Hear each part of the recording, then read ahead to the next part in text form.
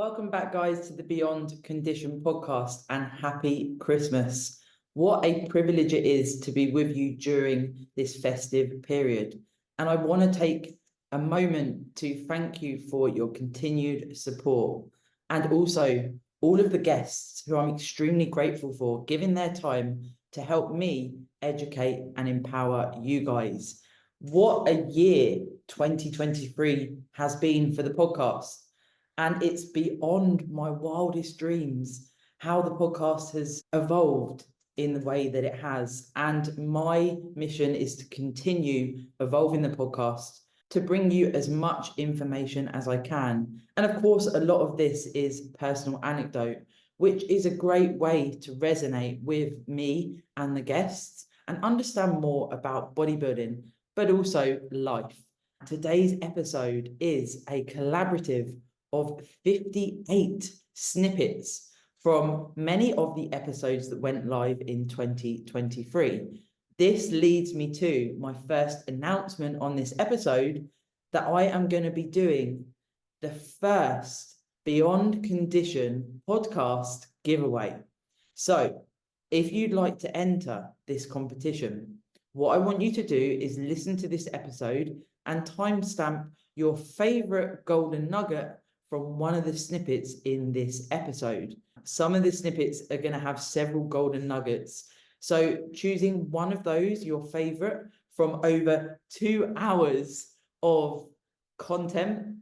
I know it's going to be tough, guys, and you may need to listen a couple of times to choose your favorite one. But once you have, if you can go over to the YouTube channel by searching my name, Sarah Parker, and screen record your favorite golden nugget. I then want you to share it on your Instagram story and tag me, and if there was a guest or guests present on that episode. If you don't have Instagram, then please do timestamp in the comments below on the YouTube channel, sharing your favorite golden nugget. It's an exciting time because the winner will get the first piece of the Beyond Condition podcast merchandise. The draw will be done on the 1st of February 2024. So you've got a bit of time to listen and choose your favorite golden nugget. This leads me into my second announcement.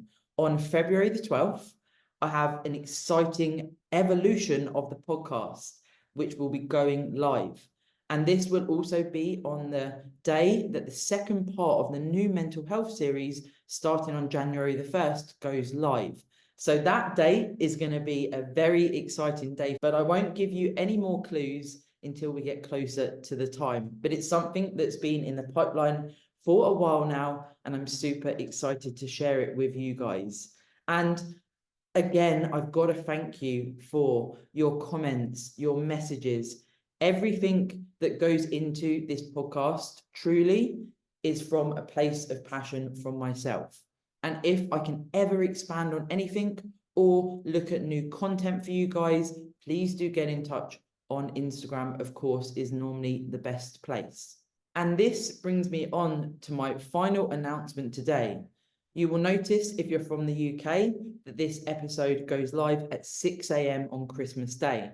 And that is now going to be our permanent slot. Now, I know I have listeners from all over the globe, but from today, the podcast will be going live at 6 a.m. on a Monday, UK time. As you'll know from this year, I've expanded, and sometimes we get an extra bonus episode in the week, which is something I will continue to try and do and deliver as and when I can. And that's why I call them a bonus episode, because if we can fit an extra one in, we always will. So without further ado, move over Spotify. The Beyond Condition podcast wrapped 2023 Christmas edition is now ready for you guys to listen. A big shout out to Sarah Parker, who does amazing podcasts, and I've learnt so much from her. Thank you for believing in me. For your limiting beliefs are standing in the way of your potential, and that can be a mantra for you. So when you're,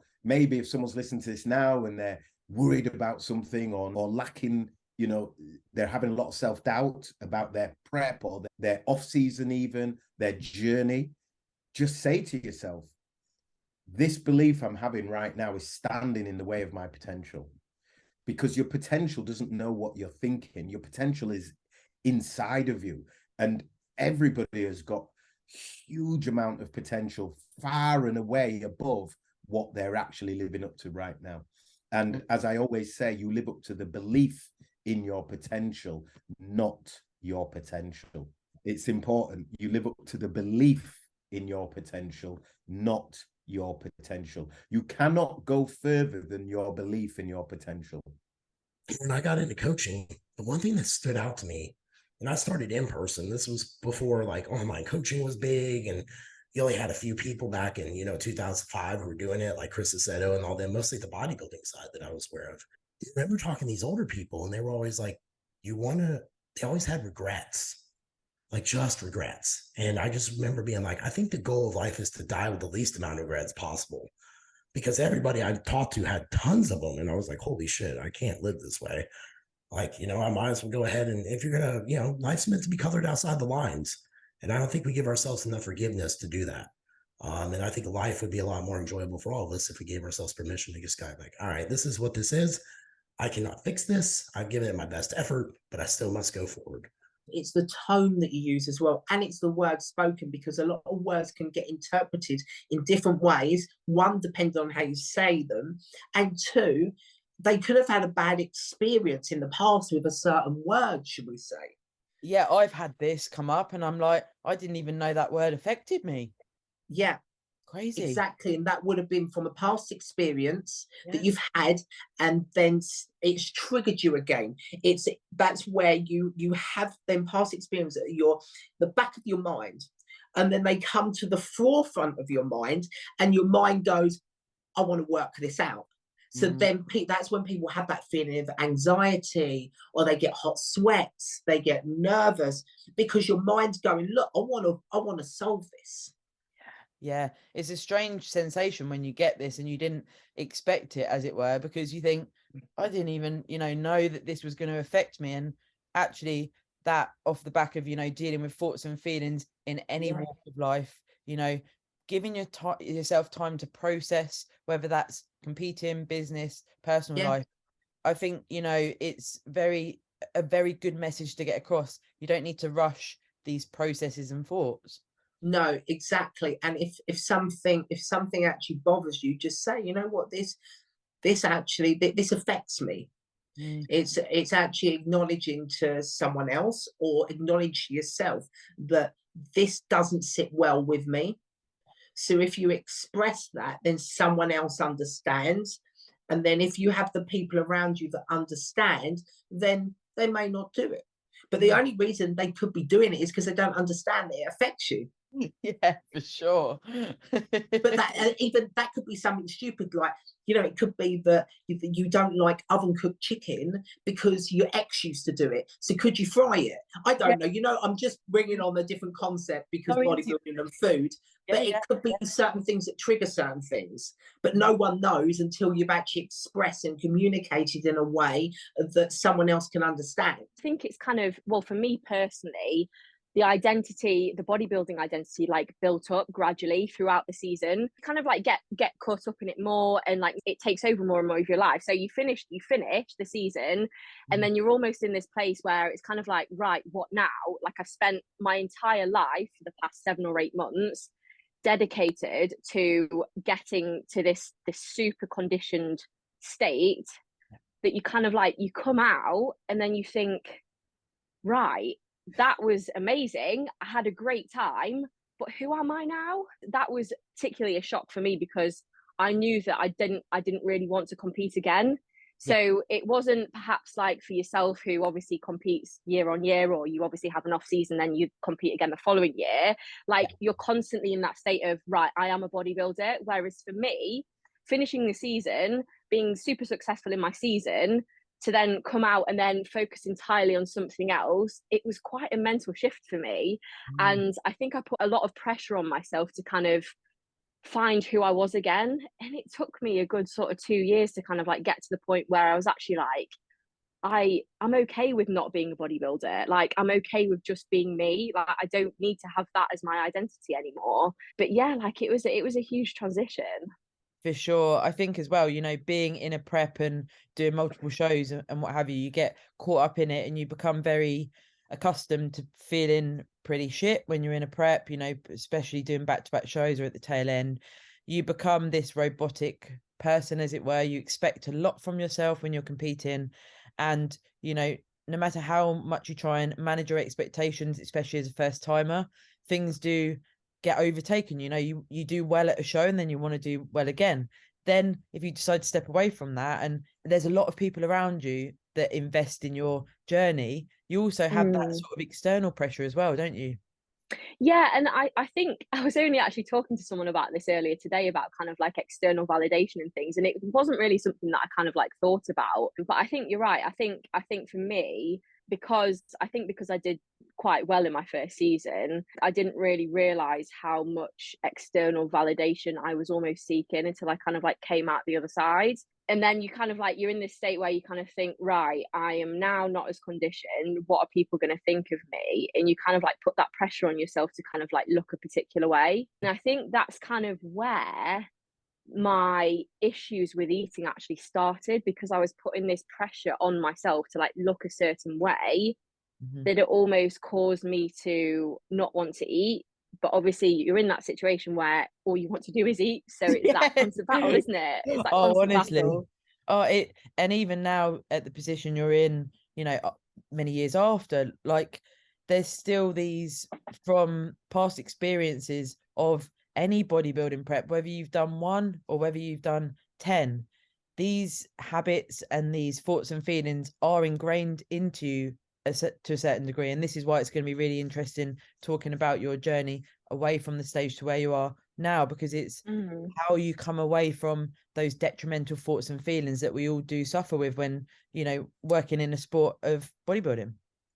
Yeah, definitely. I think for me personally, I'll kind of like take a step back and kind of like walk through my journey, I think, 'cause that's probably the easiest way of sort of explaining it. So obviously I've explained that I competed in 2019. I've only ever competed in one season. In that season I did 4 competitions. I competed with PCA and UKUP. Yeah. Finished in around the October time. Obviously never gone through sort of a post-show period before, so I had no idea what to expect other than what other people had told me.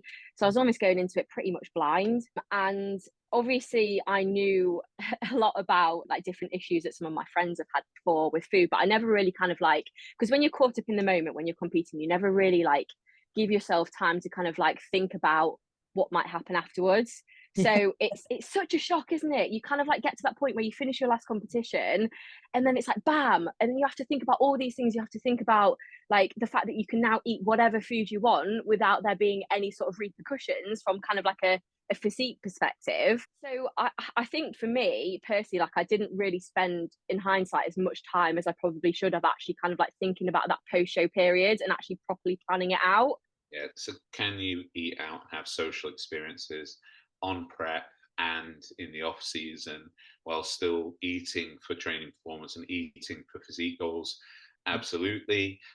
If you get in a pattern of elevating junk food to sort of the highest level of reward, then you're putting yourself in a shitty position. So just as you described, going out for a high quality restaurant meal could be your highest level of reward. It also includes social time. And right down here, the lowest level of reward or borderline punishment would be McDonald's, right? So Yeah, it's not my vibe. if I have to eat McDonald's, I feel like I'm being punished. All right. If I get to eat steak and peppercorn sauce and sweet potato fries, it's a reward. Fantastic. If you get that the wrong way around, then you'll probably be in trouble post-show. Totally learned this new appreciation for food that I'd never had before. Like, the journey's taught me so much about myself at the same time, really just to appreciate food. Absolutely. Yeah, you can enjoy it. Yeah. Yeah. And I so eat like pre-bodybuilding, again, as a female, and it's certainly males as well, you are we're almost now conditioned to be small, to be the smallest we can possibly be, which is disgusting, because I think there is no value, or there should be no value placed on what you look like and what body you're in, but there is. So we always want to be small, and then we start bodybuilding and we grow a bit, and then we do our first prep and we get on stage and we're getting smaller and smaller and smaller. And now we're the smallest we've ever been, but it's okay because we were prepping, and now you're told to put weight on. Yeah. Well, that's so anti. It's so not what we've ever really envisioned for ourselves, that it becomes really difficult. And actually, so what I would say at that point is maybe don't weigh yourself.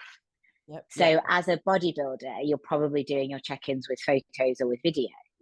That should be enough for your coach to be able to see. And for you personally, if you then start looking at what your body is doing, so it's growing again, and then look at, well, how's your energy levels? How's your sleep being? Did you get your cycle back? How do you feel? Like, are you suddenly happy? Oh, it's because you ate more food and because you were putting weight back on, because you weren't meant to be that small. Mm-hmm. So it's trying to almost take that goal away, or that the goalposts away from just scale weight, and looking at something else that you can really, that adds value to your life. Have that as your next step. Yeah, no, definitely. And I have seen on like social media people being like, oh, it's my like cheat day, or it's my day off plan, and they'll start their day with like a Mackey's breakfast, then they'll go out for lunch, then they'll go and get like a Domino's with cookies, and then they'll go to like Casper's and get a dessert. And it's like, that is just, it's so bad, because it's kind of like you're almost living for that day, where then you think like calories don't count today because it's my day off plan, but like it's just creating such like a negative kind of thing with food. And you almost feel like in that 24 hours, like you can get in as much food as you want. And I'm glad I've never kind of done that, because it's like, that is kind of something I see a lot on social media, and it's like those calories still count, but it's just, you're just being like silly about it. And I think that is also another negative kind of behavior with food. Whereas if like you and me, like you can get to the point where you're like, I'm going to go and enjoy this meal later, and then kind of be happy with it and enjoy kind of the company and enjoy like the nice food, and then just go back to my normal meal when I get home, and a normal day the next day. That's when you can, I think, say that you're just in a good place, you know. Disordered eating is when we have a disordered mindset about food. It can be a restriction. This food is like a bad food, a good food. It can be like, I need to eat this certain amount of macros, and if I do, then I've X, Y, Z, fill in the blank. I've failed. I've let myself down. I've gone over. I'm going to gain weight. I'm not fueling enough. Like whatever it is, you've kind of like left a word that's negative associated with when you go outside of those macros. Typically, that is, again, disordered eating. When I start to see a person who is uncomfortable having a physical reaction and anxiety around food, when I feel like I can't comfortably eat around people, when I physically don't like the feeling of fullness inside of me. Now, not bloat, but the feeling of full food inside of you. And as an ex-anorexic, like people listening who have this will know what I mean. That feeling of no food feels really good. And then when you start to add food back in there, it feels like there's food in there. And it feels like you've almost like let your power go a little bit. Like you could have gone more. You could have been less food. Like there's a weird transition there. It starts to become a physiological reaction. You'll have a little bit more of an emotional reaction around food. Crying if you went outside of your macros is more of that eating disorder behavior. Crying if maybe there was like extra oil in a meal and somebody didn't tell you that. Like, you know what I mean? Like, oh, they sabotaged me, so I'm crying. Like one time I got a sugar-free vanilla latte. It turned out not to be sugar-free. I read it on there. I drank in the venti. I was in tears for like hours. I just was like, so, I mean, like this is that eating disorder behavior. It's when you start to have physical and emotional reactions that are abnormal around these food situations. It can be obsessive compulsive, like with overeating. It can be obviously the obvious things are going to be restricting and binging, purging, things like that. But mind you, purging is not just throwing up. Purging is also overuse of laxatives, very common in the functional world, because it'll be like, well, how did we get here with these gut dysfunctions? And it's like, oh, I just have to poop. I have to poop. If I don't poop, I get anxious. And it's like, well, you're already pooping twice a day, so now we're forcing it on top of that. We're taking laxatives. That's actually a form of purging the body. So that would be bulimia as well. You can have exercise bulimia. This is often disguised. This is kind of like that borderline of like, is it disordered eating or is this an eating disorder? Oh, I ate X, so tomorrow I'm going to do this. Again, disordered eating, either way, whatever you feel like you have to train extra hard because you ate something, that's going to kind of fall in that disordered eating. But where it becomes eating disorder is that like obsessive anxiety, that massive anxiety, that physiological anxiety, that if you don't have that exercise, something, it feels like something bad's going to happen. It's like, I can't let that not happen. It starts to become a very powerful anxiety in people's bodies. And that's that. I feel like the easiest way to explain it from an ex, eating disorder, ex addict, and I've had every eating disorder pretty much on the planet, like is a different experience between that eating disorder behavior where you're physically feeling anxiety inside of your body, emotionally having reactions around your body, cannot stop no matter what, without, again, tears and fears, versus like, I just have an unhealthy relationship with food. I then realized how much of my day, of my thinking power, is consumed by my feelings around food and what that then brings to the rest of my life. And it's mental, because I truly believe that I didn't know I was that controlling. Well, maybe the thoughts were controlling me as much as they were until I had this conversation. This actually is very similar to where I say about bodybuilding and what that's given me in the elements of control. I feel like I almost covered it up as, well, this is because it's important to me and this is bodybuilding, so it's normal. Like, this is the sport. I'm a professional athlete. Why wouldn't I think about food all the time? So potentially I then dumb that down in my own mind, that actually there's a lot of experiences that I don't immerse in. There's a lot of thought processes I have that are actually pretty detrimental to my own mental health. And this conversation was like an epiphany. It was like my whole world turned upside down, but in a good way, in a cathartic way. I was like, fuck, that feels like, I can only describe it as almost like a demon coming out of me, a sorrow, a darkness leaving my body through talking to Matt about this and going, fuck, there's still quite a few things that I need to deal with myself, but I can do it. I'm not going to shy away from this anymore. I'm fed up of the negative self-talk that I have. And that also relates to body image, particularly in an off season, how I view myself, and how I'm going to move forward when one day I don't compete anymore and I'm going to be Sarah, and not just Sarah that competes, Sarah that's a bodybuilder. How can I do that if I don't deal with things now, unless I do that and just lead the rest of my life in routine, being uncomfortable, potentially not going out the house for social occasions, potentially not being able to do things that would be nice to do with the people that I love. And I see this a lot in our sport. And I never want to say there's a right or wrong way to do anything, because everyone is individual. Everyone deserves to do how they see best. And everyone deserves the opportunity to explore different ways of thinking. And I don't feel like we should ever be so opinionated that it's your way or the highway, because to be honest, it's bullshit. Everyone has different outlooks on life. Everyone should be worked with from a coaching point of view as an individual. Everyone has, well, most people have certain behaviors, thought processes that could improve, that could be dealt with to enhance their life and to feel better about themselves. And that doesn't have to be through one way. And what this experience has taught me so far is that I can take my time with it. I don't have to feel like it's fixed just because I've been able to identify it. And I know that it's going to be an extension of my journey. But luckily, being in my off season, being at this point in my life where I'm able to spend time delving into this, I'm at a point now where I feel much healthier off the back of prep, which does take time. You know, it's 6 months post-show.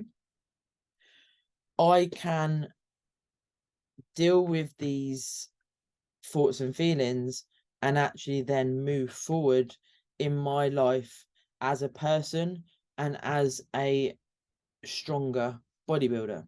I feel like the support for mental health, especially within athletes, it's not that it doesn't exist, it's very small, and there can be a lot that can be done for it. And I don't know how it's going to happen. I don't know what the path that is to do it, but I want to do this. I really want to help change this industry in the way of, you know, like support, bringing awareness to this, educating people on mental health, especially within athletes as well. Because like I said, we look great, we do, but every time I look in the mirror, I'm like upset. Every time, you know. That's why I feel like this bigorexia documentary is important, because if someone's anorexic, you can see they're anorexic. You know they have an illness because they look ill, they look unhealthy, and they're like, man, this person needs to eat. This isn't good. Then you look at us. We look healthy. We look good. You know, we look great. We're muscular. But the mental side of it's still there. We still have the same eating disorders. We still have the same overtraining disorders. Whatever it could be, you know, the mental side of it's a huge thing. So just because you can't see something doesn't mean it exists. And, you know, like I said, I feel like there should be some sort of clinics or specific specialists for athletes and mental health. I really do. And like I said, I don't know the answers right now, but that's my biggest goal in the future, is to be somebody, a role model for others who are going through tough stages in their life right now. Because yeah, it's like I said, I love training more than anything. I love competing. Again, it's fantastic. I love this industry. But yeah, the mental side of it's huge. And like I said, I've seen so many people come into this industry and leave pretty quickly because they can't handle it. It's too much pressure. It's too much strain on their bodies or whatever it is. And yeah, I think the support needs to be just a little bit more and more easily accessible to everybody. Because if I didn't have Jeremy, seriously, I don't know what I would have done.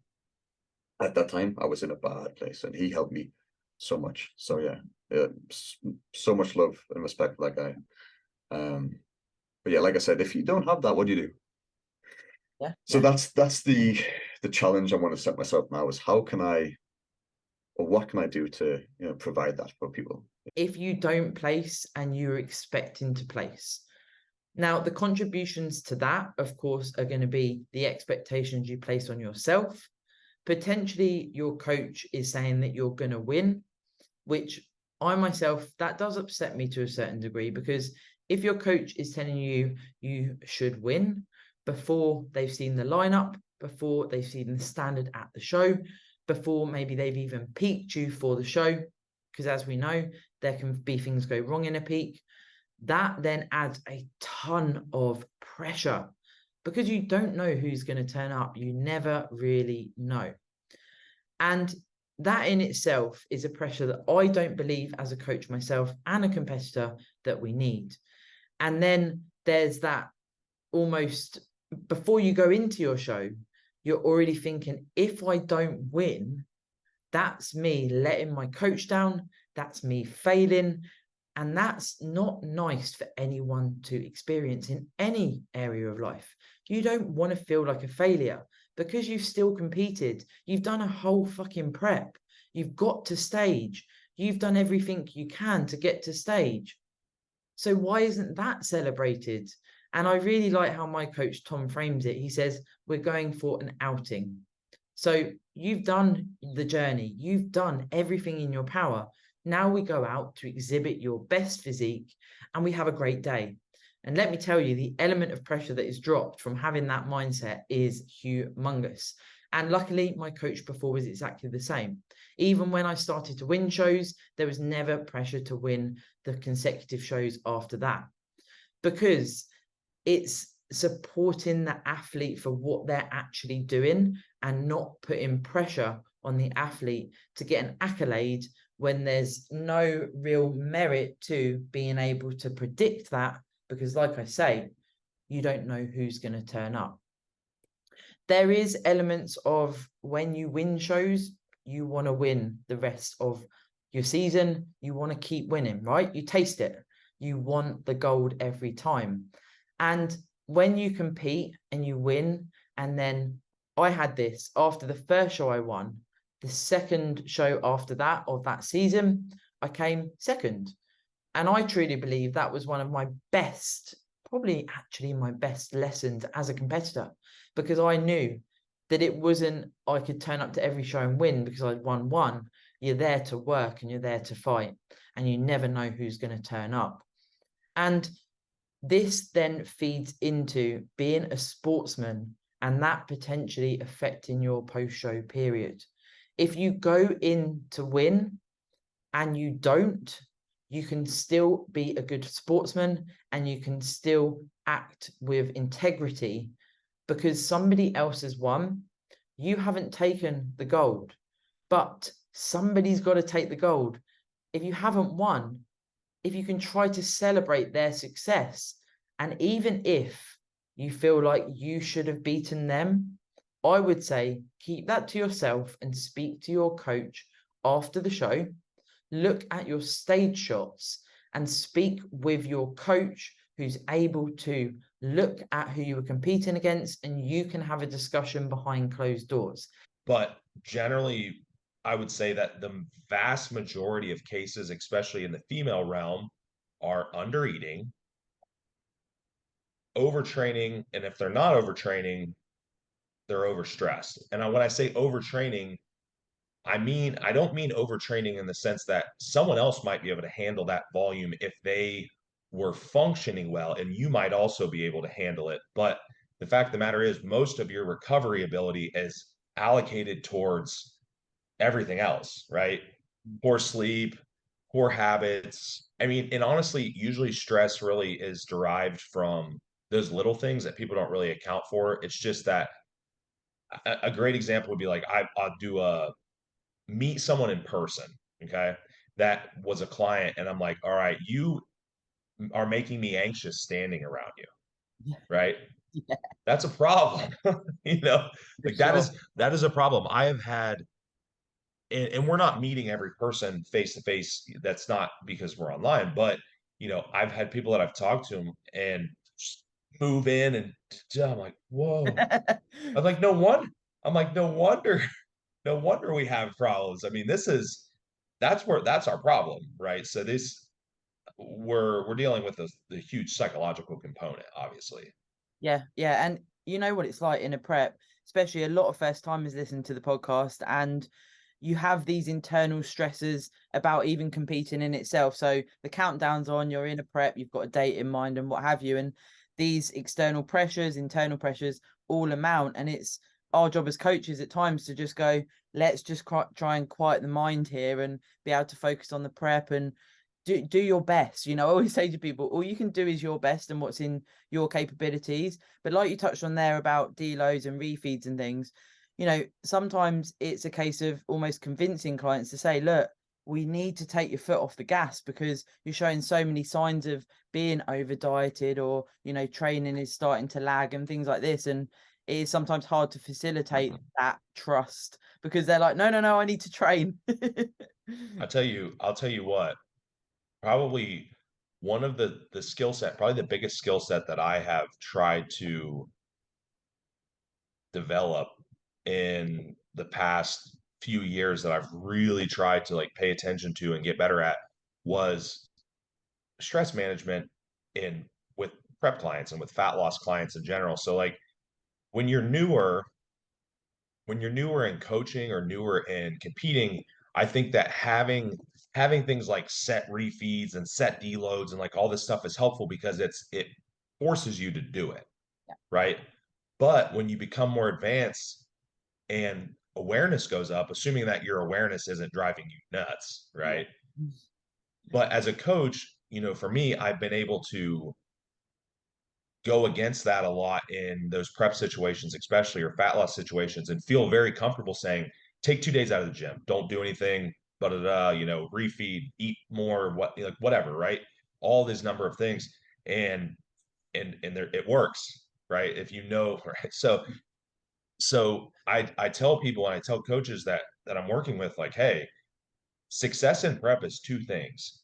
You got to push really hard to get lean. Most people, not everyone, but most people have to dig pretty hard to get lean. But on the flip side of that, you also have to know how to mitigate stress the best you possibly can and know when to hit the brakes, right? So don't be afraid to push, but also you have to know when to hit the brakes. I mean, you can't, it's not a one-sided equation, right? More about you need to know what variables that you as an individual need to modulate to get the desired result. And like there's a big debate between training to failure with using the reps in reserve, and I know that kind of blends into one now. And it's understanding, like, is this training volume something that you can recover from? Is it something that you can progress?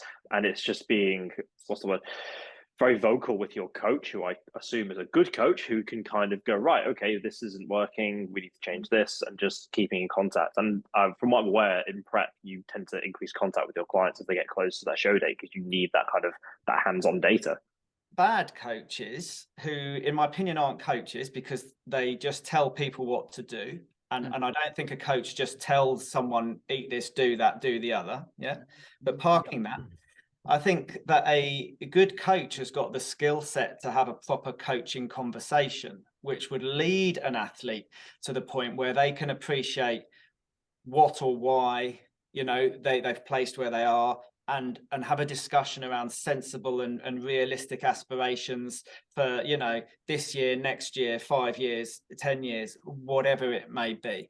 I don't think it's a good coach who just goes, well, why did you even bother? Do you know what I mean? You're never going to, that's not the point.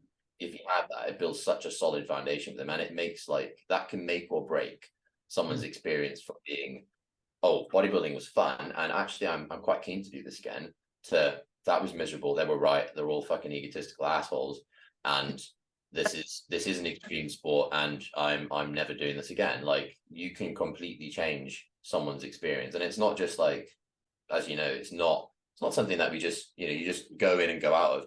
It's 6 months of your life and a lot of sacrifice from all angles, professionally, personally, relationships, a lot. So it's one of those things we've sort of mentioned Instagram a few times, and you can get led into this sport so much more easily now because it is accessible. And certainly for me, it was my gateway. I had no sporting background, nothing at all. Suddenly bodybuilding, wow, this is fucking cool. And I'm like seeing these physiques. I went to a show and I was sort of, the fire was lit, as it were, and I continued on. But in that same token, it's like, because it's so accessible, people feel like almost it's okay, so it's a bit of an extension of a normal diet, but that extension where you go past that, you know, what a diet would be lean to stage lean, depending on the category, of course, it's a very different ball game. And like, you know, we've spoken about first timers, you never would have dug to those depths before. And of course, like you say here, the impact on relationships, you know, people around you are going to think, what the fucking hell is this person doing? You know, this thing. So the education behind that as well, you know, to communicate with people around you, because we're also talking about, you know, us giving a fuck, but the balance there, you know, being transparent that in a prep, balance isn't really a thing as such. You know, it's a bit of a funny one there, but there is light after the show. But let's do this slowly. And giving that personal anecdote, I certainly agree, because there's nothing that quite touches that, is there? You know, all those experiences we've had from fucking it up ourselves to go, I don't want you to go through that, you know? Yeah, and I think, do you know what, the communication with others is so important. Like, that's something which, like, because it is, I think you mentioned earlier, like, you know, lifestyle coaching, mindset and stuff, and that is 100. And I think it annoys me that it's become such a, I mean, it's just the way social media is perpetuated, but the word life coach has just been, shat on. But you have to be a life coach, because unfortunately, modern life means that we're not taught to be humans anymore. When we come back in, you're in a better position because you're rested and all the rest of it. But we get to and you've lost weight. We get to reintroduce clenbuterol and yohimbine that you've now resensitized to somewhat, which doesn't mean that they're going to be more effective at lipolysis, but you're going to move around more. Yeah. All right. And it means that we won't have to increase another stimulant elsewhere, So we've increased caffeine once from 1 to 2 coffees, and you get your can of Monster before training. So you don't even reach for pre-workout. So, you're this deep into prep, you're very, very lean, and we've still got plenty of tools in the box. You've had a little break from some of the stimulants as well. So we've got 5 more weeks of them feeling maybe pretty effective, maybe less. To be fair, your next diet is quite aggressive. I wouldn't want to be on that diet. I'm ready. Meal 1, a peanut and an ice cube. You're allowed to sprinkle. You have to put your whey protein in a pepper pot, and you can just sprinkle whey protein onto the ice cube. So you're allowed for flavor, because I'm not a sadist. So you get a little bit of whey protein on your ice cube. That's meal 1. And then we do an 18-hour fast. And then I can eat a cucumber with stevia. No, then your evening meal is 1 kilo of petit pois. So, yeah, fucking hell, that would be some diet, doesn't it? Yeah, so obviously you're going to move into this hard dieting phase. We've got plenty of tools, and then you'll be in shape for your season, which means that we don't need to keep dieting you, so we can remove stimulants. They're a stressor, and you already know from this holiday that you drop fluid when stress drops. And then we're also going to be able to feed you better, so your muscle's going to pop. You're going to have that lovely roundness. You're round as fuck when you're flat. So when we actually put some cardio, and the idea is that then you can train, you can enjoy the season. You are not going to feel your best at a low body fat percentage, but you shouldn't be feeling the way that you feel at 3 weeks out your entire competition season. I think it's important to lay out what that client's hoping to achieve, and also the pros and cons that's going to go with that. And I think as a coach, it's your duty to be completely honest and give them the best route to achieving that goal, whether that be actually you maybe need to. I've had people come to me on over 1,000 calories and want to do a competition prep. For a girl to compete at just over 1,000 calories, to then go into a prep, we just have no more room really to maneuver. And that, one, it's not good for your health to do that without working them calories up. And 2, again, it could put that client off from competing, and we want them good experiences to keep coming. So it's very much person dependent, I would say. Getting for a pro card in one of the UK amateur federations, sometimes it just isn't on the cards for some people, unfortunately. And that is an awkward conversation, because I have had to have that a few times, managing expectations and say, yes, we can absolutely bring you in your best ever. Maybe you've done a photo shoot prep with them before or something like that. But being realistic with you, it's going to be extremely difficult for you to progress up to the standard that you want to be, just because the genetics aren't there. Not saying that it couldn't happen, but you are going to be in for a rocky ride. And is that a saying? Rocky ride? I know. Yeah, we'll go with that. You know what I mean? And, you're going to have to push really, really hard. So we can go for the show 1. We'll see how you get on, and then we'll go from there. But putting that in their mind straight away is going to manage the expectations, rather than go through a prep, then batter themselves into the ground, and then think at the end of it, why do I not look like an IFBB pro? They had it in their heads that was their goal, but they weren't willing to follow through with the actions that actually need to, be put in place to be a bodybuilder. So they kind of liked the idea, but didn't really want to follow through with it. And I think to that point, heavy ass weights is what Coleman used to say. Yeah, definitely that. But at that point, it's just honesty. It's just like, okay, this is the fifth week and we're still not nailing the principles in place. You know, we're not being consistent with our diet. We know from my side, the adherence is lacking. And then that's more of a, okay, you know, I'll say, you know, at that point to people, it's like, you don't have to do this. You know, no one's forcing you to do this. You know, this is all a choice. This is something that you can decide to come away from any point. You can back down on it. It's not a problem. You know, bodybuilding at this level, bodybuilding when, you know, people come to me with the goal of getting on stage and doing well, and they want to be their best, is it's not a sport with a ton of balance, I'm afraid. It's not like you can do everything you want all at once. You know, if you want to bodybuild with balance, I hate to break it to you, you know, and you want to win, you're going to get probably beaten by someone that doesn't have a lot of balance and just does it better than you. Like, you know, that's as simple as it gets. I can see Mark. So yeah, it's just it. So, you know, you're always fighting that battle, and it's like, even at, you know, natural amateur level, even at a qualifier level, there's always someone that's going to be working very, very hard, very diligently, and probably for quite a long time. It's not easy, you know. It's not easy competition at all. So yeah, with those people, I'm, like I said, I'm very, very honest, but I tend to work with people over different phases. So I'll learn as to whether they've got what I would call as like diet tolerance, and like, you know, just bodybuilding tolerance as a whole. So like, if they can't handle a small diet to what I would deem as like 20 pounds above predicted stage weight without a lot of problems, i.e. most of the problems being like simple ones like adherence, you know, a negative connotation with the phase, negative affirmations all the time about the fact that they hate it and they're tired and all of this rubbish. If they can't make it through that, then 100% they're not going to make it through a prep, because it's just going to get, the escalation of how difficult it will get will just go up and up and up, for them at least.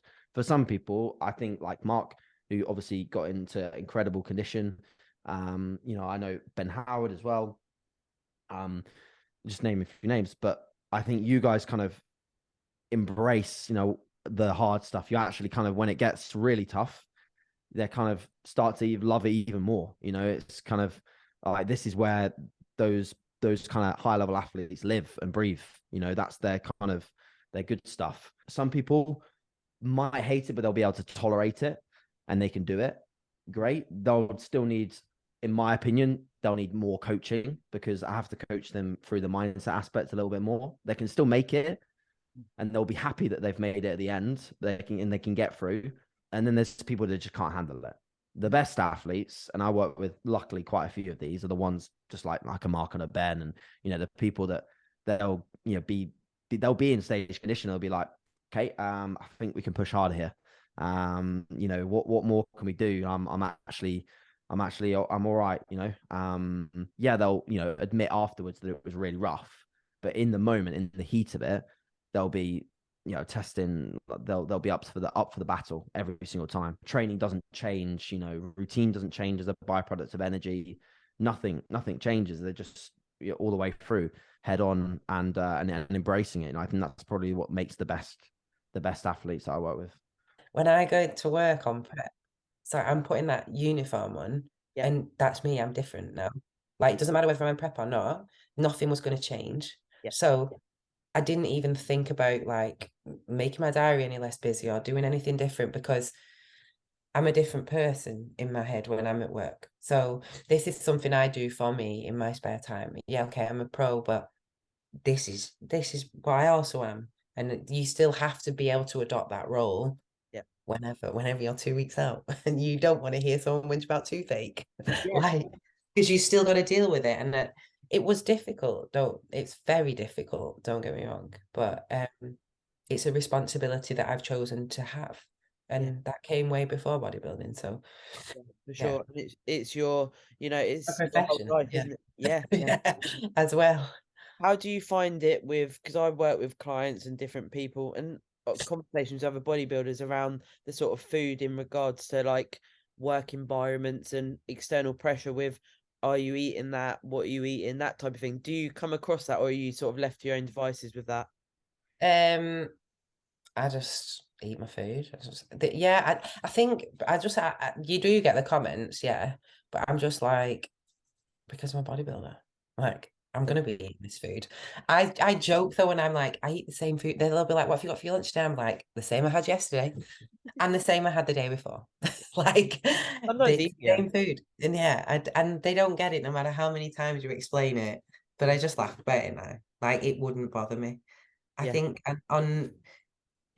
you just have to make it kind of work for you as well. I think like in a job like mine, okay, like as a bodybuilder, meal timings are really important, but sometimes it doesn't work like that. Like if you have a job like mine where you're in surgery, I can't just come out and eat. So you do have to accept that if you're not a full-time bodybuilder, then you have to. It might not be 100% perfect every day. Doesn't mean everything else can't be perfect though, and it's not really going to hold you back too much if you don't let it.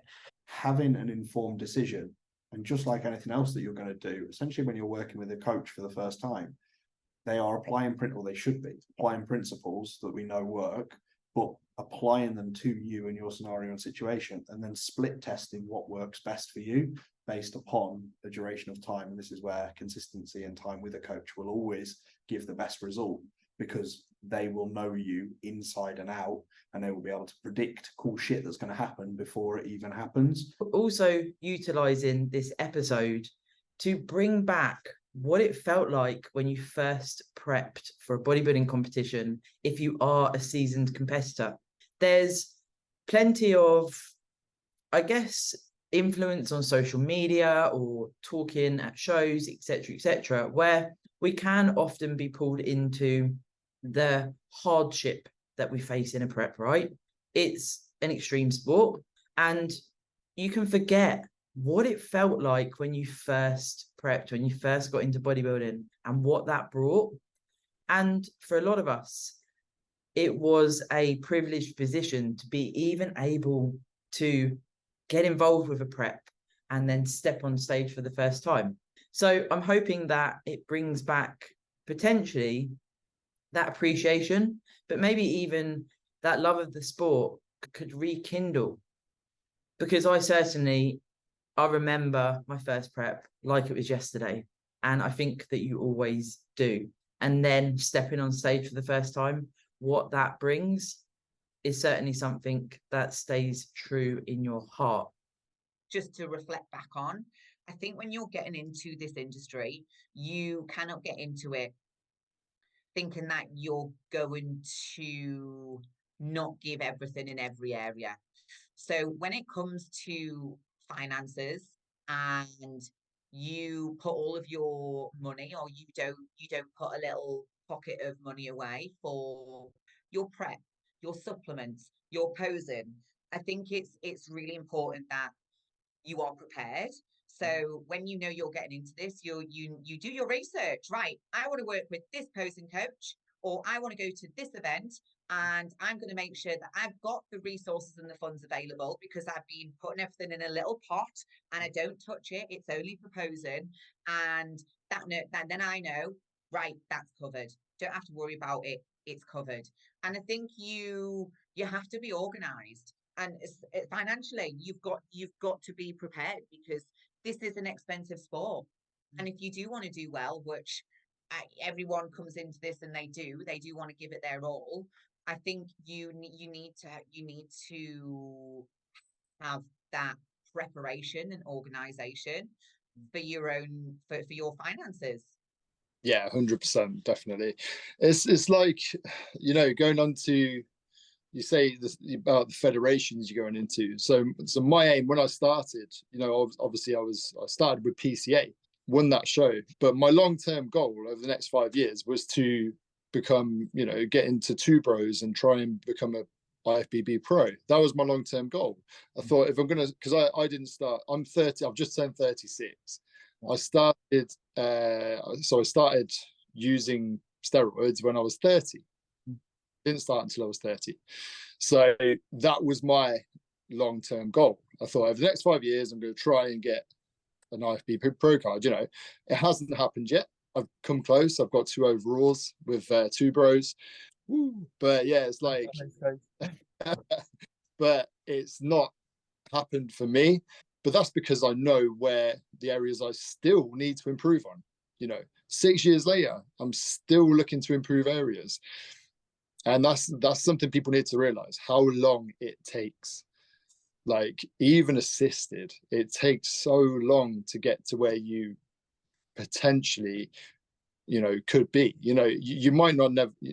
I know people that have competed in, I hate saying this, but smaller federations. No disrespect to those federations. But and they've never tried to go further. Yeah. But they take loads of peds and they take loads of gear, like they are a pro. And it's like, what are you getting out of this? I can't understand it. That's their personal preference, that's fine. But it's like, what are you getting out of it? You're just trying to stand on stage to win, like just to get a first place, like try and aim higher, but that's always been my mindset. That might not be everyone's mindset, it's personal preference, like I say. I'm not trying to like slag anyone off, because I don't like to think I'm like that, but I just don't understand it personally. If you're standing on stage, you want to be standing on stage at the top, like top federations. If you're going to compete, if you're going to put all that in your body, if you're going to take your body to the absolute maximum, go for the top. Yeah, because as well, there is that, like I mentioned earlier, genetic potential as well. Some people are gonna have the good genetics that then support. They might be on a lower exposure because they've got good genetics, and then you might be someone that's not genetically gifted, and you've actually got to run a shitload of gear to get to that potential that you're talking about. And like you say, is it worth it? It's that risk reward. Okay, yes, I know we all want to live in the moment at times, and it's like, no, I'll do it now. I'm 23 or whatever. But if you haven't got that genetic makeup, you've got to push a load of gear. What's going to happen in 10 years time, 20 years time for females? Infertility, masculinization, these things that don't get talked about, and they're not doing it from the informed approach. And then when you look at, in a prep, if you're running things like Clen, your Himbine, caffeine, even like all of those things that go into it just to pretty much survive and get as shredded as possible, it is extreme. Like, you keep doing that, like you spoke about organ health, all of these things, because it's inside, you don't see, and people don't even get blood work done. I know, that is the craziest thing to me. I get my blood work done every 6 months. Okay, it's just standard. You have to do it. It's like, if you don't get your blood work done, it's like riding a car, driving a car as fast as possible every single day and not getting it serviced or the oil. It just doesn't make sense. So if I was surprised that when some of my blood work came through, for example, my liver enzymes were raised, okay, which I was expecting because I've been on Anavar, Winstrol and stuff like that, orals, and that's going to raise. Yeah, absolutely. I was sort of half expecting it, and then I worked as hard as I could to get them down, and I did. 6 months later, they were absolutely fine. They were perfect. But if I hadn't have known that, if I hadn't have got my blood work done, I would have never known that my liver enzymes are raised, and I could have carried on taking peds. I could have carried on living that lifestyle, and God knows what would happen to me in 10 years time. Like, how would my liver be in 10 years time? Is this something that you want to do? You need to be made aware that there's probably going to be a knock-on effect to your health at some point down the line. I don't think anyone now can take peds and not have an issue further down the line with something at some point, whether it's liver related, whether it's your hormones, male and female, having problems with reproduction. And then them not connecting the dots either. How many female I see loads of female bodybuilders that are struggling with fertility. Why do you think that is? And the mental health off the back of it, you touched on it there. At the time, it's all it's like you're in the moment and everything. Machine, you don't give a fuck in the moment. You're like, I'll be fine. I'm not worried about that. Let's just do what I need to do to get that end goal. But there's so much damage can be done. I'm looking at loads of athletes these days and thinking, wow, you've gone too far.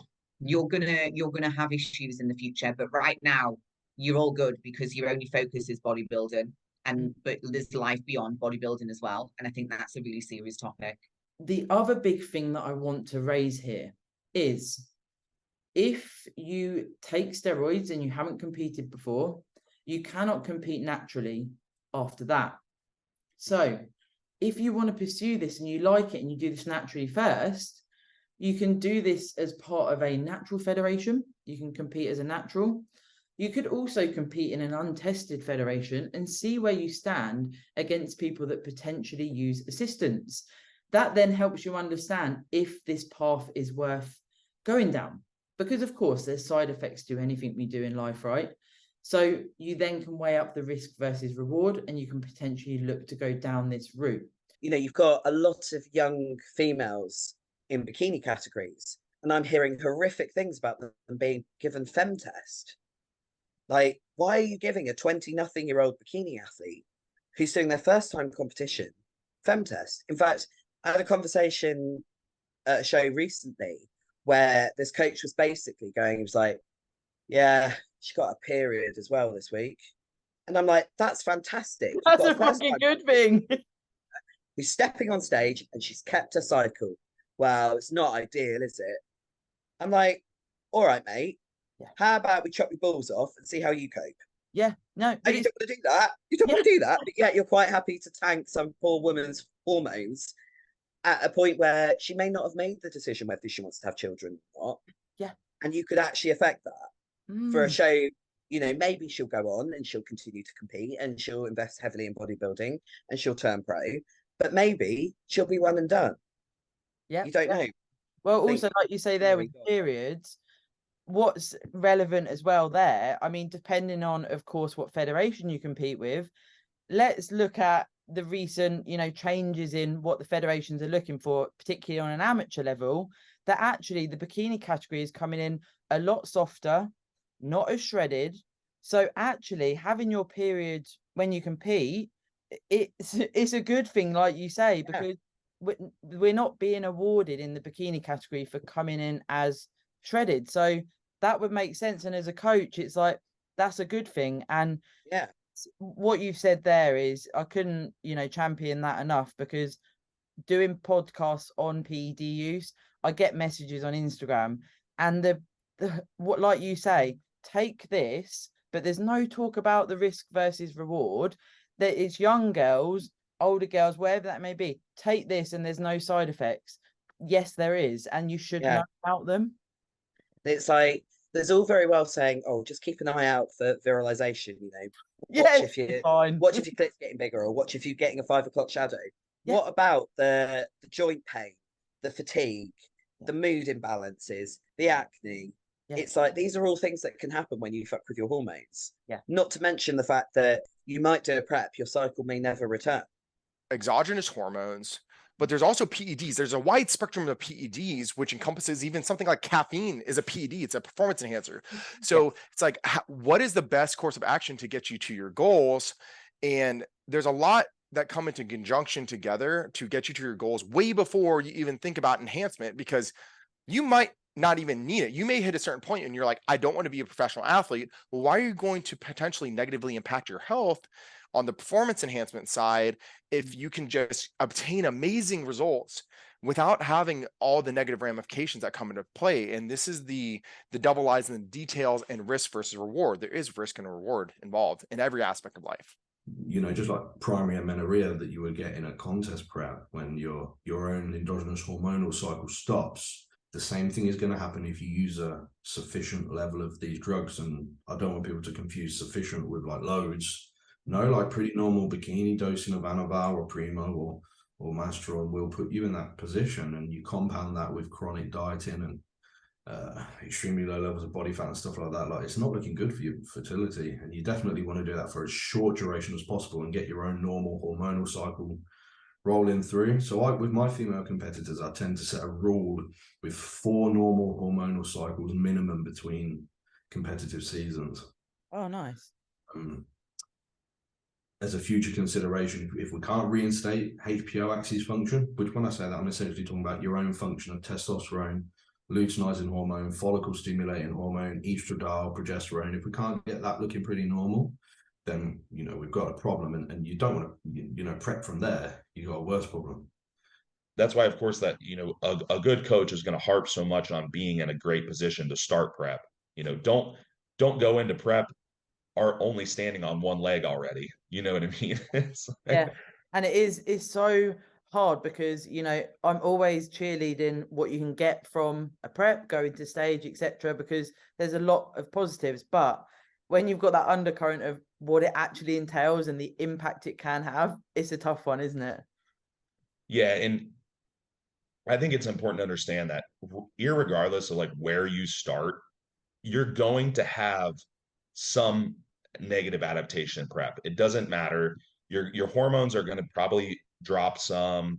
Your thyroid function's probably going to drop some. Even if you, outside of someone that's just naturally extremely lean and very gifted, for the vast majority of people, you're going to have downregulation of all of these processes in prep, regardless of where you start. So you certainly don't want to start already having, you know, hypothyroid.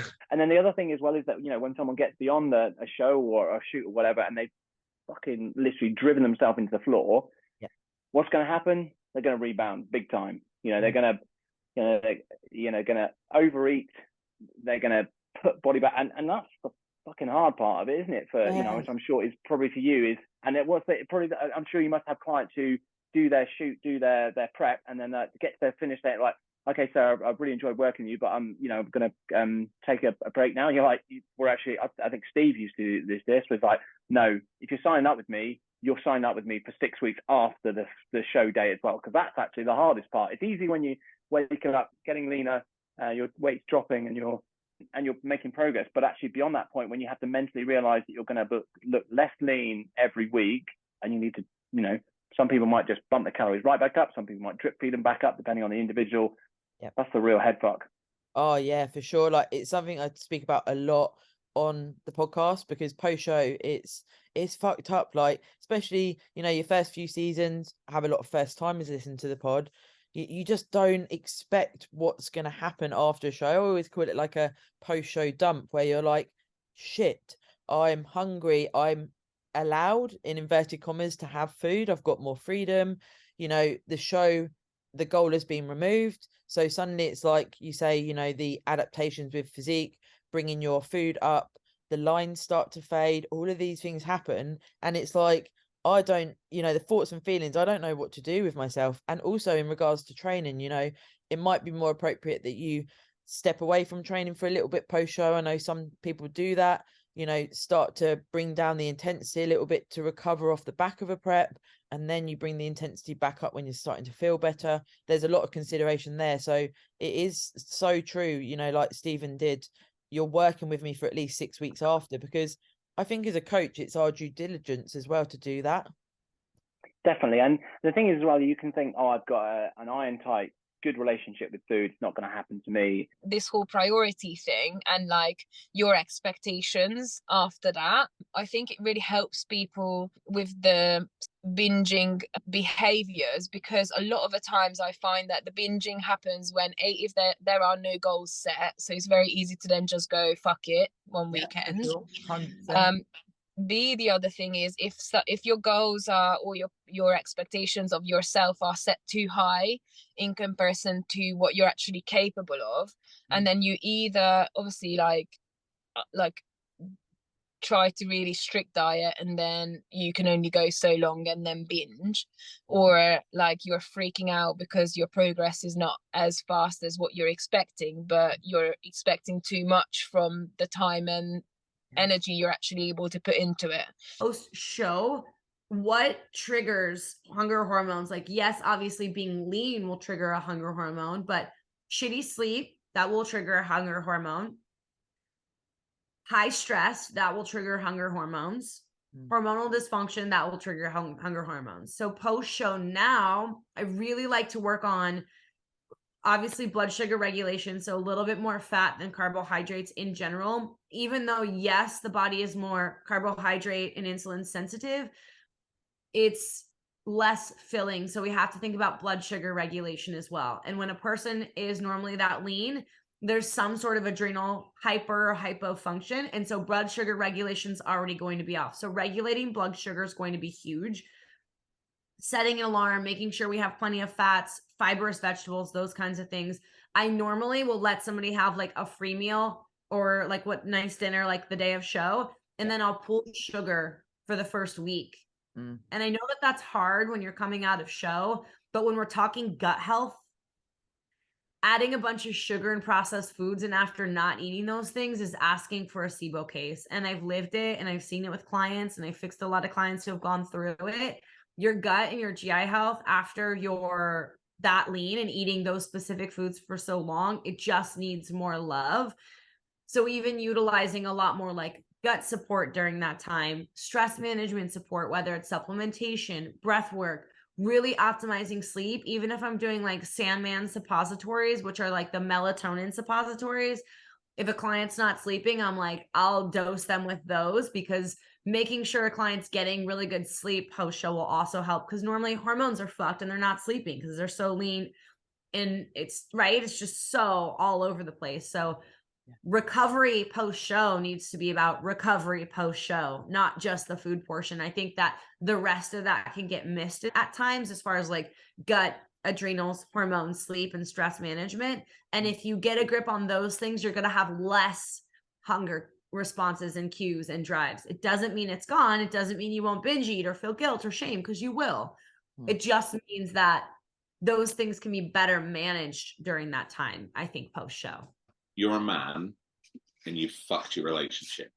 Yep. Through neglect. Yep. Right. Okay. So first of all, admit that you've been a dick. Okay. Yeah. All right. And similar, sometimes it's people's first exposure to bodybuilding.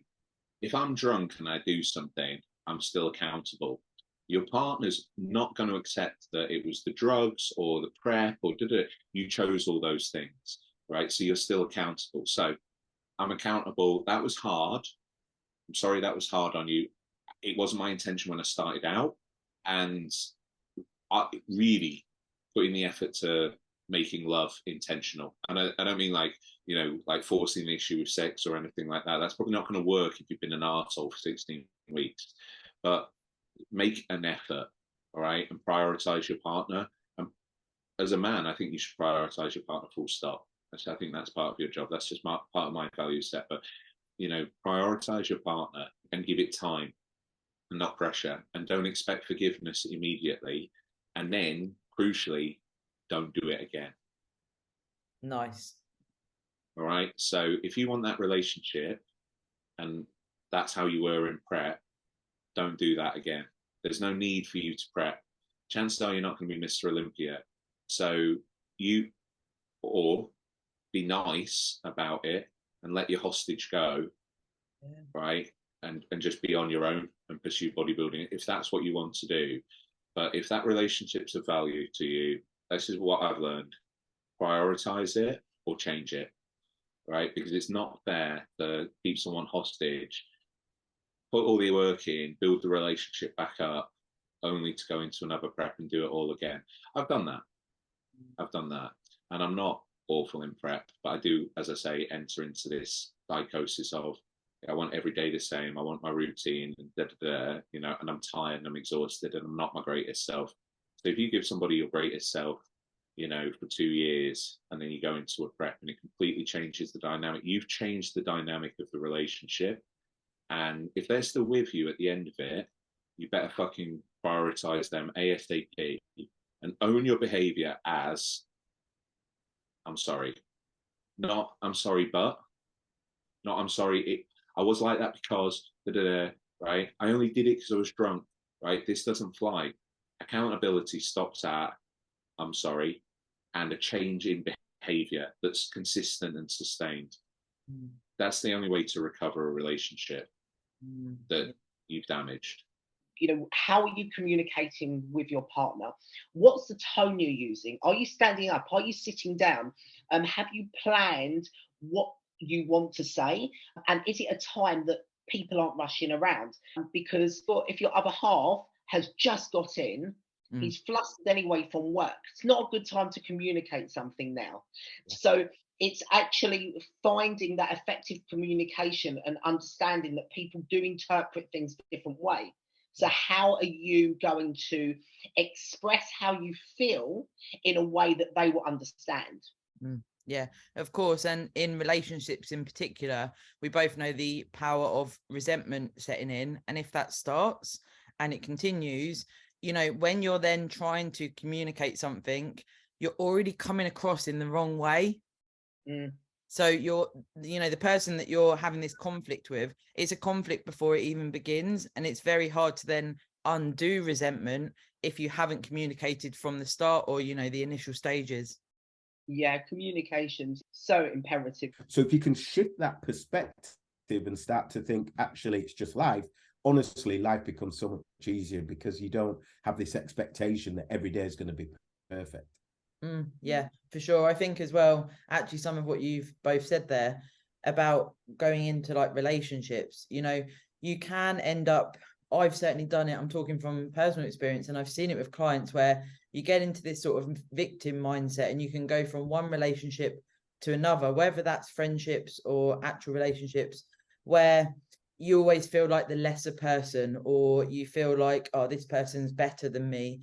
And you're always in this, you know, lower vibration or whatever we want to call it. And then consequently, particularly relationships, you know, with a partner, you can go from the same person to the same person to the same person because you don't feel your worth.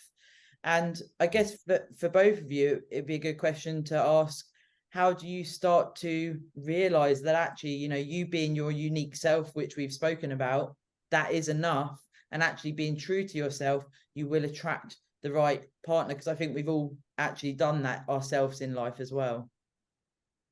I think it's just doing the inner work and having an open mindset to want to do the work as well. There's always so much growth to be done, and so much to learn about ourselves, and obviously the reasons why we're maybe looking for those types of relationships, whether, like you said, it's relationship or friendship. And there's always an underlying reason as to why you're seeking out these types of partners. And where does that lack of self-worth come from? You know, it can go back to childhood, it can go back to early relationships, or even school days. So I think you've got to really identify the root cause, and then you need to do the work to reprogram, or, you know, rework those dendrites, as Rob would maybe say, to just shift your perspective on yourself. It's really all about self-love, really, and understanding that, you know, we're all different, we're all unique in our own special way, we're all beautiful in our own special way. Like, I've always had this mindset, not even mindset, but approach, that when I meet people, I always feel like everyone's beautiful in their own special way.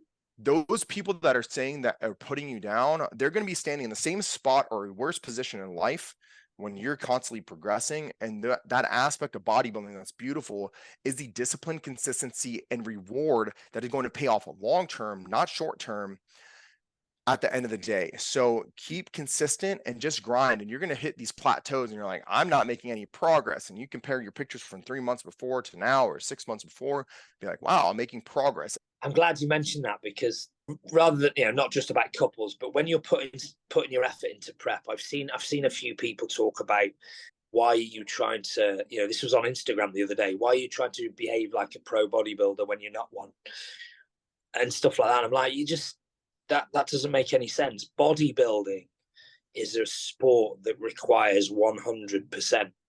If you want to do well, then you need to apply yourself. And that's one of the reasons we do it. You know, outside of the physical look, the mental mental well-being that we get from bodybuilding, and the discipline that's required, again, like I said, it transfers into the rest of your life. I know I'm a better father for bodybuilding. I know I am. Do you know what I mean? If I didn't have bodybuilding, I wouldn't have this business. And both of my kids work for me.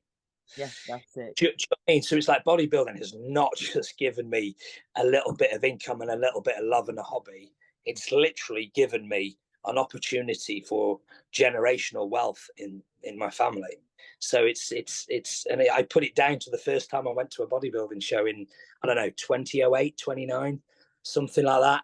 Like, wow, what is this? Literally that. Yeah, my head was blown. Yeah. I'm like, who are these people? Yeah. Ordinarily in society, right? Breakfast is maybe a bowl of cereal and an orange juice. So for then someone to go from that to having chicken and green beans for breakfast at 6 in the morning, then they're off to the gym. It's like, what? What is this? This is a bit weird. Again, why that sparks potential questions. I said, look, there are a few things. You're never going to look at your body the same. That's something you should understand, that once you see yourself skinned, you're always going to be fat. Yeah. I go, and that will never change. I go, I will forever consider myself fat. I could be walking around at 8%. I still think it's too fat.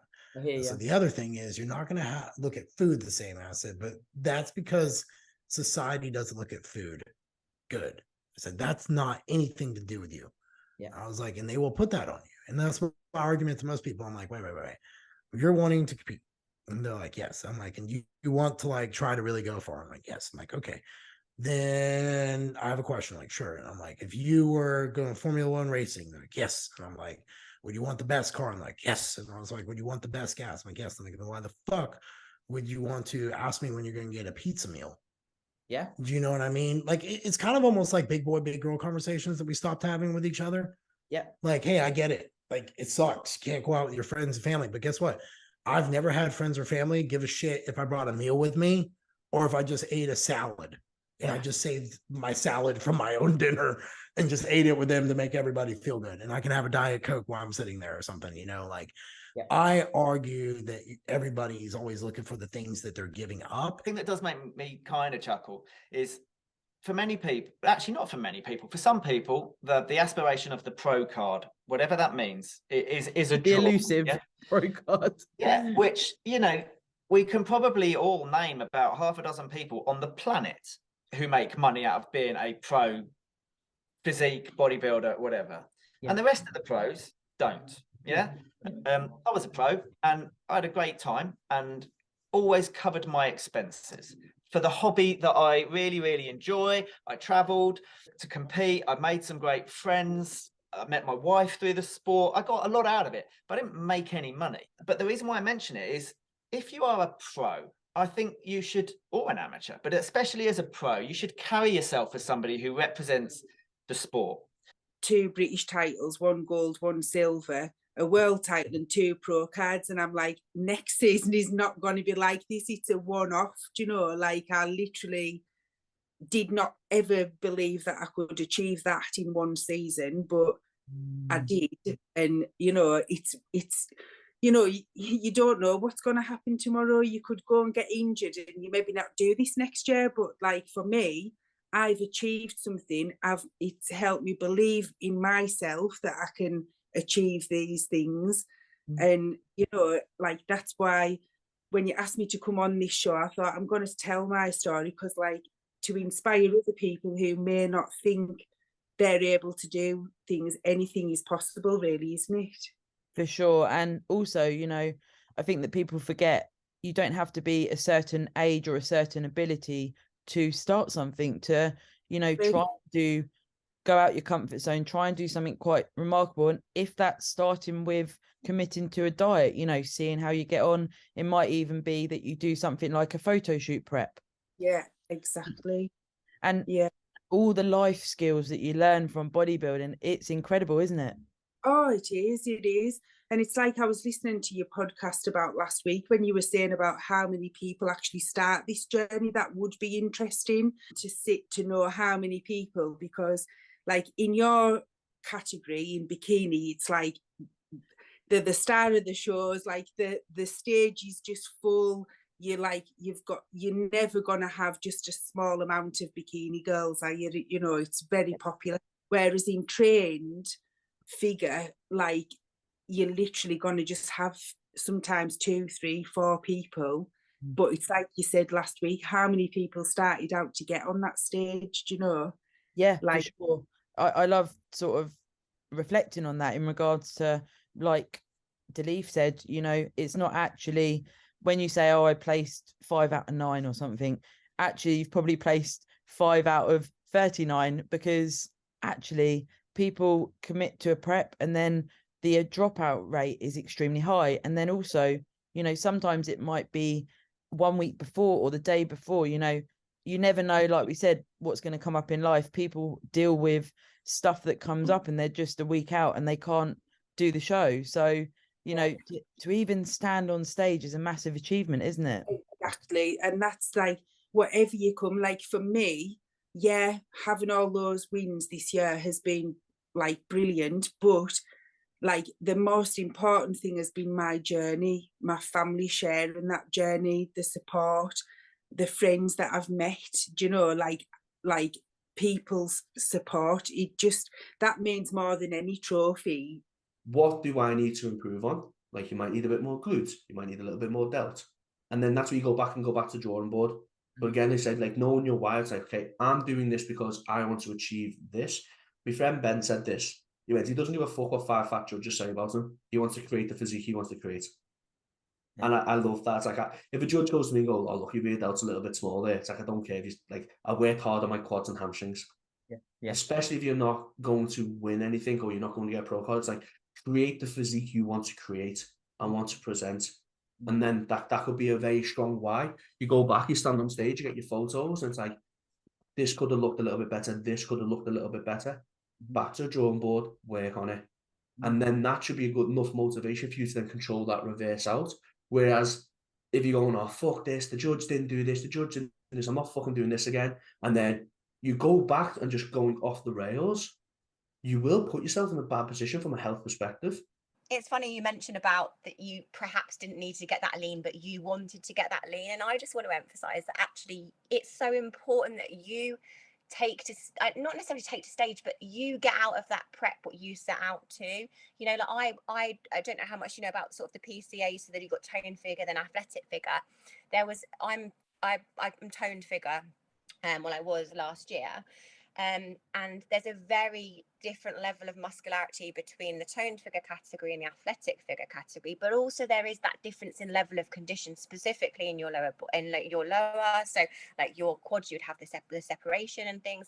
And there were plenty of times when I was like, Josh, I want to get leaner, you know, and he's like, well, we have to stick to the category. And I completely understand that, like completely. And if I didn't do that, I wouldn't have got where I got last year. But also there was that element that actually I was so lean that actually even if I pushed significantly harder, I still wouldn't have been as lean as I needed to be, you know, for athletic figure. If it's different feedback, honestly, just take it with a pinch of salt, because if you are going into different federations, you do need to be aware that you're not always going to get the same feedback. We all have mental blocks. And sometimes you can tell people you've got a mental block, like it's obvious, but a lot of times there's egos involved and you can't tell people what their mental block is. And they have to kind of find it for themselves. And then when they ask advice.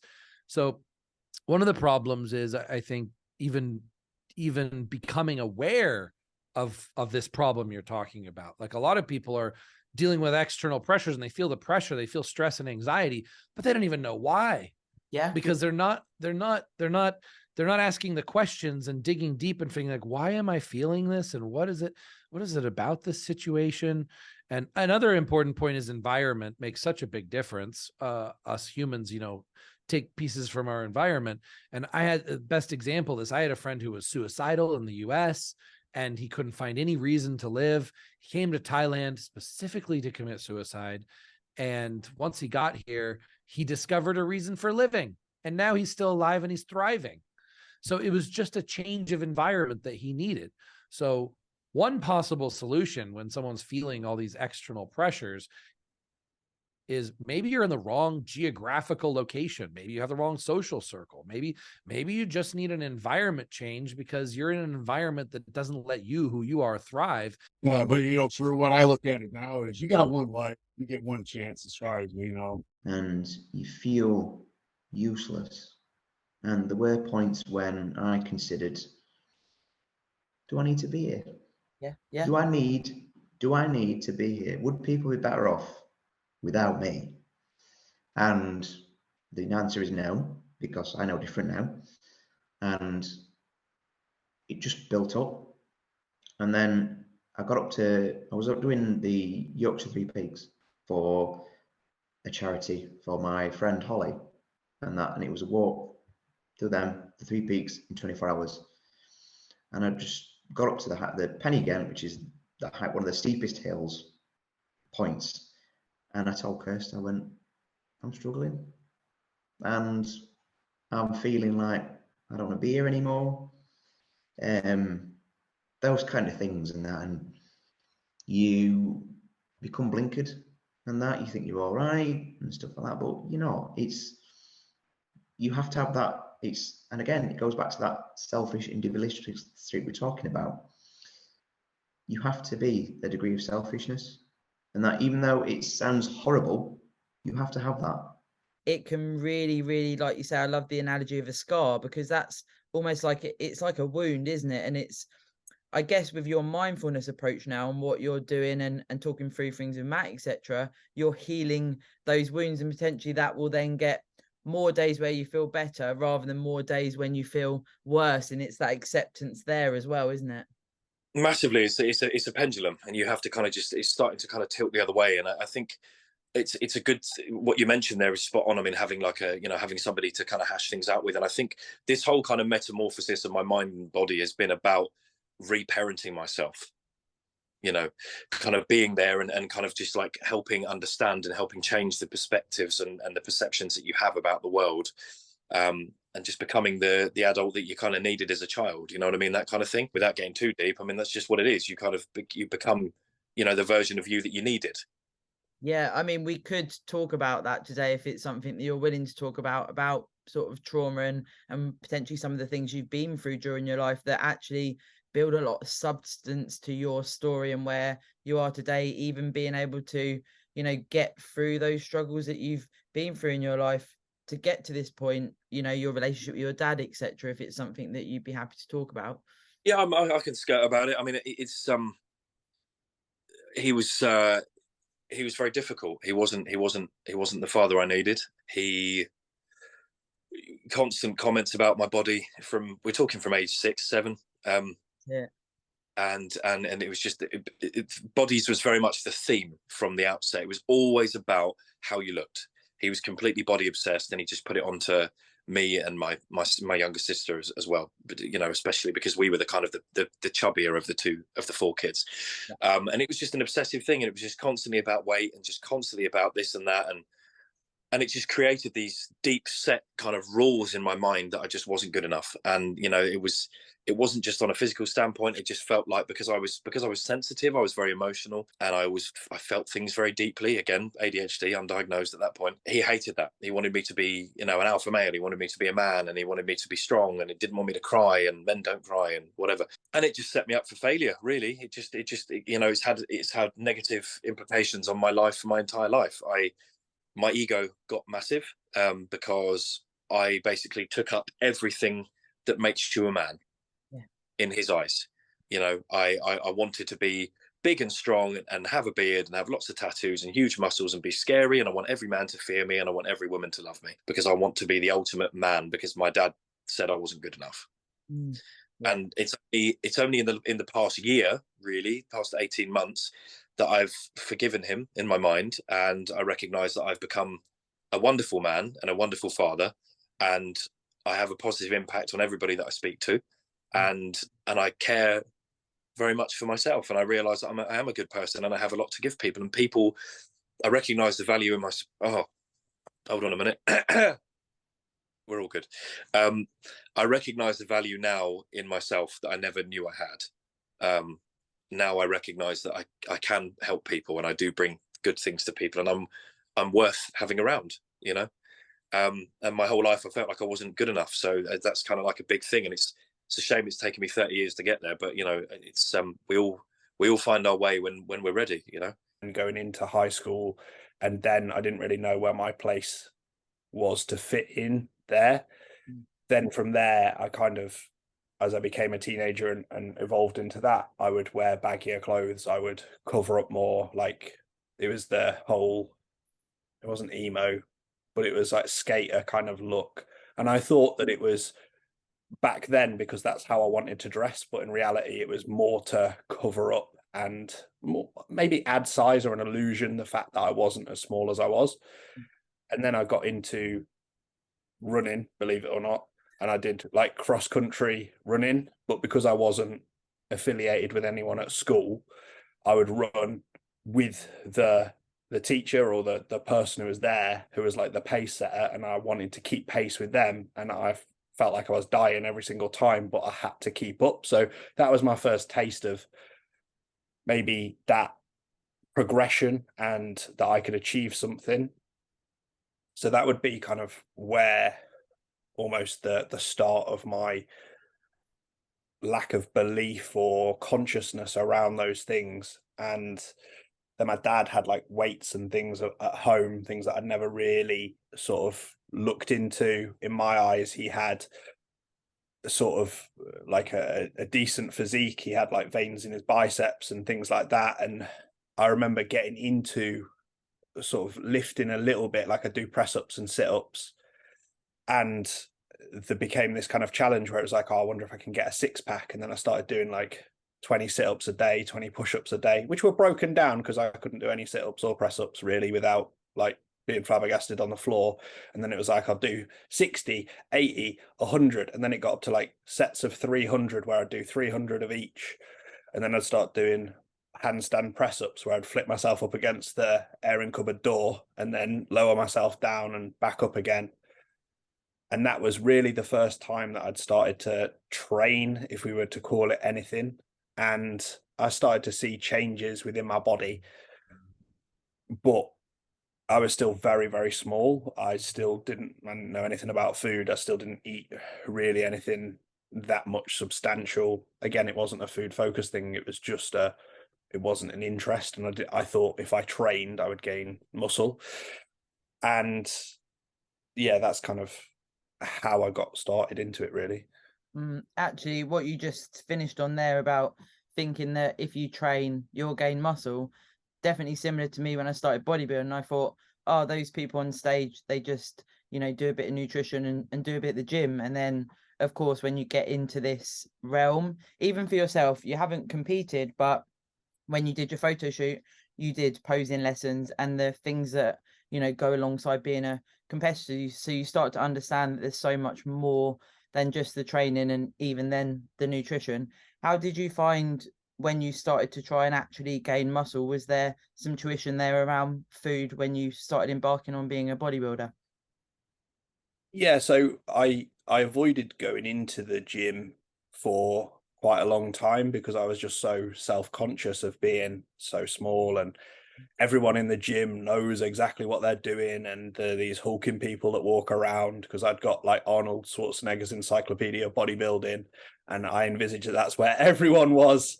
Those first couple of seasons, I personally felt like I didn't get looked at. Now, when I look back, I understand why. I wasn't competitive. I did not have a competitive physique. Now, when we go back to my background of no sporting, of not great genetics, I didn't have any muscle. The first couple of preps, it pretty much just took me down to, well, I want to say skin and bone, but I did have a 6-pack. But I was very, very lean, but I didn't have any muscle. Now, what is bodybuilding based on? It's symmetry, it's proportions, it's muscle mass, it's definition. And then, of course, it's your stage performance. And for the bikini category, your hair and makeup as well. Now, some of those things I did not have. So presenting that physique to the judges, I wasn't going to place because I wasn't competitive. However, at the time, although that first competition, I was so chuffed with my achievement and even stepping on stage because I didn't even know if that would be possible. Those days leading after the show, very, very tough. You go through, could I have done better? Could I have performed better? Could I have posed better? Is there anything in my prep that I could have done more of? Could I have, you know, excelled in other ways? And you go through those thoughts and feelings. Now, right back then and all the way through until my last prep, what I want to tie this into, which is the title of this podcast, did winning Miss Universe change my life? What I soon realized after that first competition way back when I started out, was I was not happy in my life. So bodybuilding came into my life at a very good time.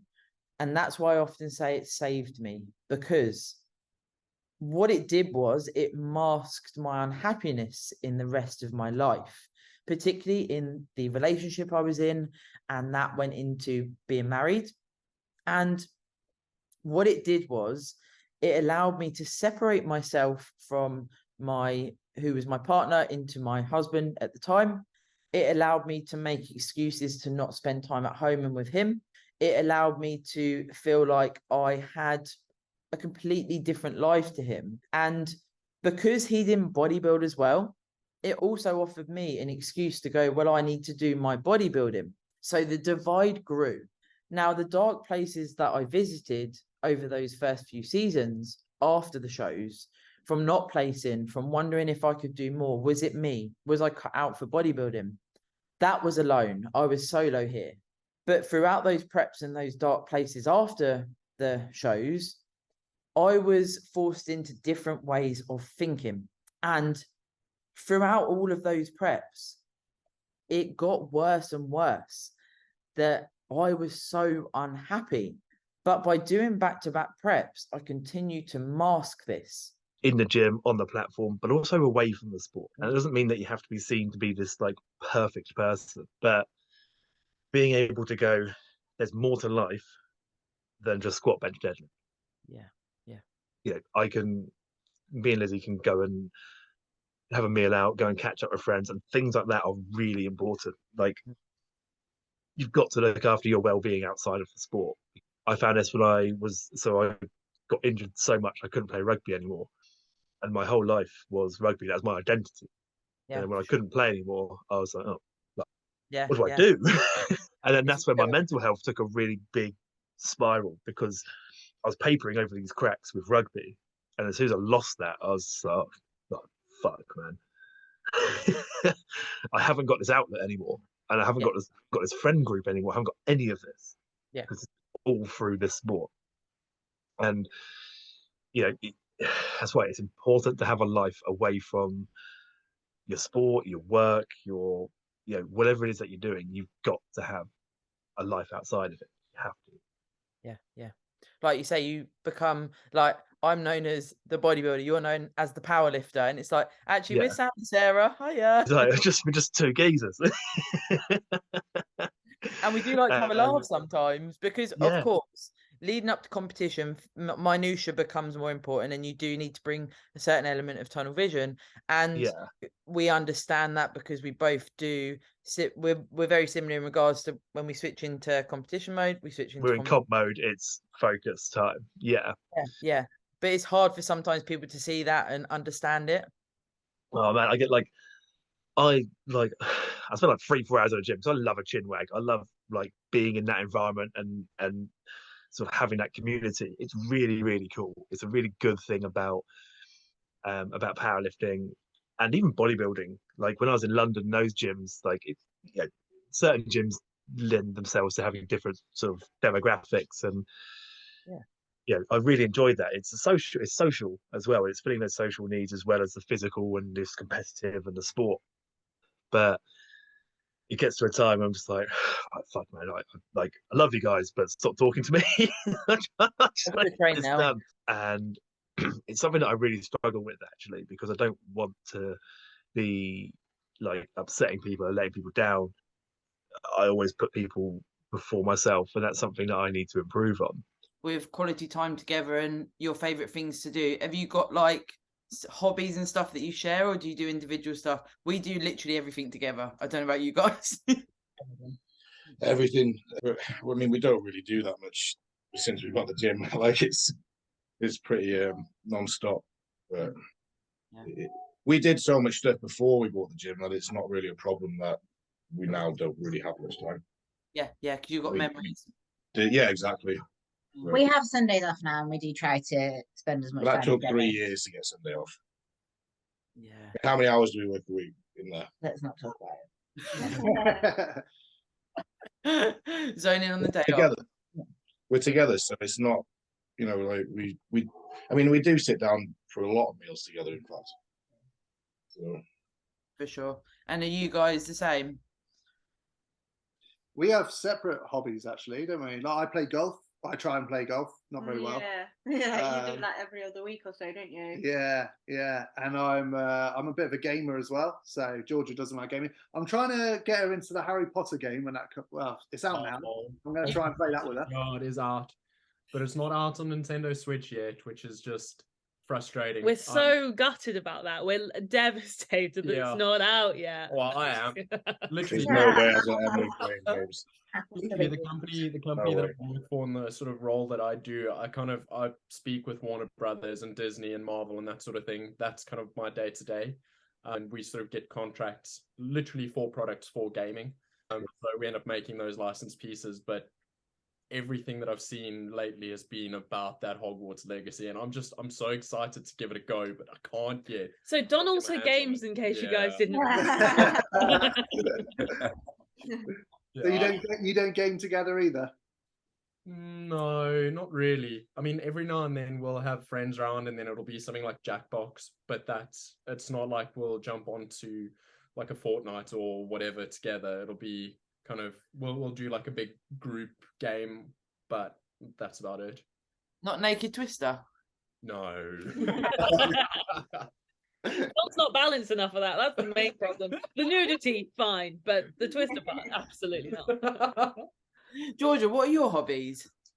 I don't really stick at hobby. Well, to be fair, I don't start anything to stick at them, do I? We tried to do climbing together, didn't we? Well, you're rubbish. I remembered I'm scared of heights. Yeah, so Matt's scared of heights, so that didn't work. So to be fair, I'm normally my life revolves around the dog, to be fair. So I just literally work to make his life better. So if I've got time, I just take him to the shop and let him buy his own food. So it's normally gym stuff, it's normally dog stuff, and then it's normally anything. I think I've spent so long on prep, I've not had the spare time or energy to think about what else do I want to do, because I did start pole fitness, but then I didn't like where I went, so I stopped.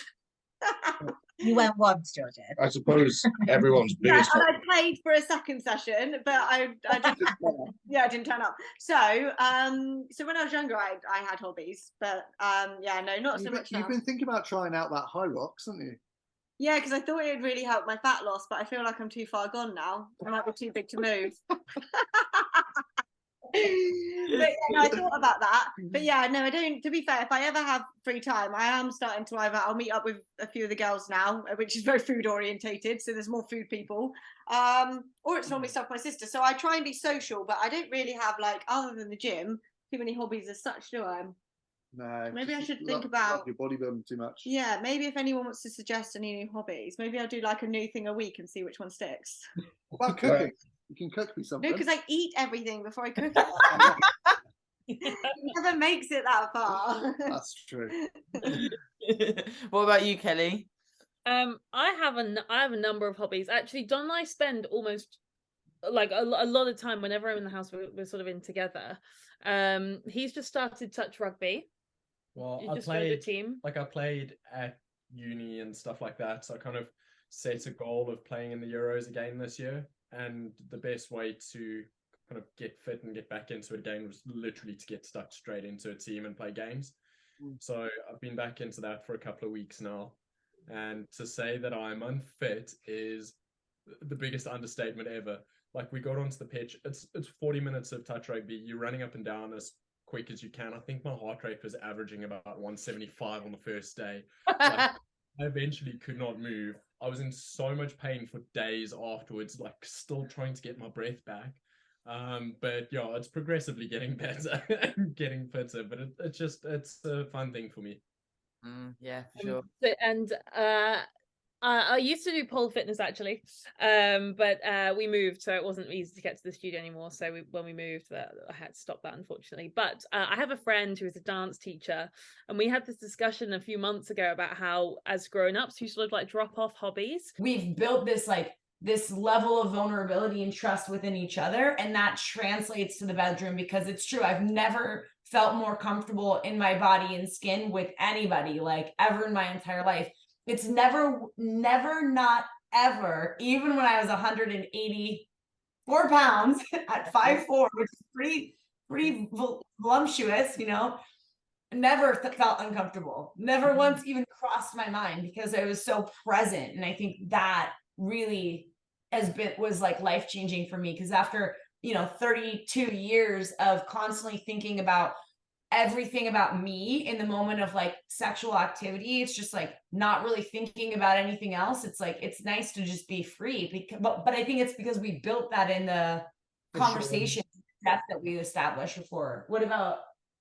Yeah, absolutely. I mean, those cards were like game changer. I mean, we'd be on flights and like 5-hour flights, and all of a sudden we'd be landing and be like, whoa, we're here already? Because we're just in these super in-depth conversations, like flipping cards, and it's everything from sex stuff to family, day-to-day embarrassment. I mean, everything. And it's got like just a wide variety of questions. And it's like fun, and you're laughing. Some are happy, some are like, whoa, that's deep. Like in the end of it, you're like, are you all right? Like, they're deep questions. It's cool. But that's the thing too, is like, if you do it on LSD or on mushrooms, it's like, it's a lot easier, or MDMA, it's a lot easier. I mean, because obviously, like your ego's gone. Everything's gone. It doesn't really matter. So it's like a little bit different, but at the same time, if you built that, you just, it's also easy too. So, but like, how refreshing is it to be like, oh, like, even now, sometimes there's things like, oh, it used to piss me off when people honk at me. It's like, no, it embarrasses me. This is the real feeling. It embarrasses me when people honk at me. It's a little bit embarrassing. Oh, I got embarrassed. That's the real true feeling. But you can't admit that a lot of times. You're like, it fucking pisses me off. Yeah. I'm gonna honk back. And like, especially as a male, like I'm mad. It's like, well, are you mad or are you hurt? Yeah. Are you embarrassed? Is your ego hurt? Like, where is it? Like, why is this anger coming out? What's it coming from? And it's like, no, actually, it's just like I'm more like, ow, that really hurt. That hurt my heart. Like, I'm a little kid, like little boy, like that actually hurt me, hurt my feelings. It hurt my feelings. You're like, oh wow, but you can skip all that and just be like, hey, like the story that I'm telling myself is that this is happening. And then that gives her the opportunity to be like, well, actually, I appreciate that, but that's not what's really going on. And then we both can be like, oh, cool. All right. So the reality is, having the medication daily, I can exist and do everything that I normally do. And, everything's good. So to me, it's a no-brainer. Yeah, for sure. The decision's made, really. Yeah. Do I want to let everything around me sink, which it would? Yeah. Or do I want to pick myself up and turn this around, which is what I did. Yeah. Yeah. I do feel responsible for the impact it's had on you, seeing me. No, don't, Beb. No, it's like I said, we're both starting now. For me, it's helped me understand it more. So like you said, I used to think, what are these people moaning about? And that was certainly as a young person, because you don't know, you don't understand. And I certainly didn't know who I was myself either. Like, I just didn't, and then you sort of almost don't want to understand people, because, from a young age, there was drugs involved, there was alcohol, there was, several traumas during that time. And it's hard to take yourself out of that and not lash out at other people, because you're not in control of your own life. And I think we've probably both put on a brave face. Like, I've referenced it on the pod before, when you had 8 jobs to feed us. And, when you say about the impact on me, I watched you do that for me. And then I could do something back for you. And that's how it's gone through our life. Like, really hard times, you know. And I've spoken about in the podcast before when, you know, I went through the first relationship where there was, you know, I was smoking a lot of weed and stuff like that. I mean, from your point of view, I referenced it as I thought I knew best, and you wanted to try and obviously steer me, and you could see that relationship with Daryl was incredibly detrimental to me, and I was very young. How did that feel, you know, when as a parent seeing that, because you knew you couldn't control it as such? Very, very difficult. As you say, I knew it was the wrong path. Yeah. But I think, you know, obviously I was a single parent. Yeah. And it's very hard because you can't physically make someone stay in their room. Yeah. And however hard it was, and however emotionally it was for me, is I had to let it happen. And that's made you the person you are today. When you said to me before, you said, "Oh, I'm sorry I was a cow," and how, you know, and I said to you, you don't have to be sorry. Yeah. Growing up is about learning boundaries, about learning life skills, what's right, what's wrong. Yeah. And that's what's made our relationship what it is today, allowing you to be you, for you to work it out for yourself. Yeah. Because we've all been through things that we're not proud of, we maybe shouldn't have done. But at the time, you know, a lot of people I know best, as you said. And I remember walking in the dark across one of the fields near mine, and the grass was wet. And like I say, I had no shoes or socks on. And I walked across the grass thinking, I deserve this. I should be punished. I should be a victim. I am a victim. And that led to me being homeless for 6 weeks. So when I see homeless people on the street, when I see people struggle, people that are addicted to drugs, alcohol, people that have no shoes on, people that are living on nothing and begging, I see them differently to maybe what you would or other people would, because I know what that's like to live with nothing. And through that 6 weeks, there was multiple occasions where I had to walk the streets because I didn't have anywhere to sleep, and I had to walk the streets and stay awake because something could happen. Something could happen to me. And it was scary. Like, I'd hide in alleys or little crevices, fields where there was like bushes, but it was cornered off, because I could then hide and take shelter. Or if I kept walking, if someone tried to approach me, I could run. I could get away. And that's what happened for the whole 6 weeks. And during that 6 weeks, I had to befriend people to find a bed for the night. There was men that I befriended to stay the night, and I was with Daryl at the time, but I'd like sleep in a bed with a guy. Nothing would happen because I'd say I don't want to, and they'd let me stay. But it was really, really uncomfortable. And there was 2 occasions where they would try to touch me, they would try to do things to me, and then I'd have to leave. And then I'd be back on the street, because the reason I couldn't just stay at Daryl's was because the police were looking for me. My mum reported me as a missing person, and I was a child, and they grew weed at their house, and the police would visit his house and question them and say, "Where's Sarah? Do you know where she is?" And his dad ended up saying, after me staying there for the first couple of nights, "She can't stay here. She's not welcome in this house because she keeps bringing the police here." So the time that led to this was when the police visited and I was there, and he had a window shelf with curtains, and I had to stand upright because it was a big window, and hide behind the curtains when the police arrived. Dark pair of curtains when they searched the place to look for me, because I was a young person missing. and he had to hide all of the weed plants, and it got hella messy, and I was banned from the house.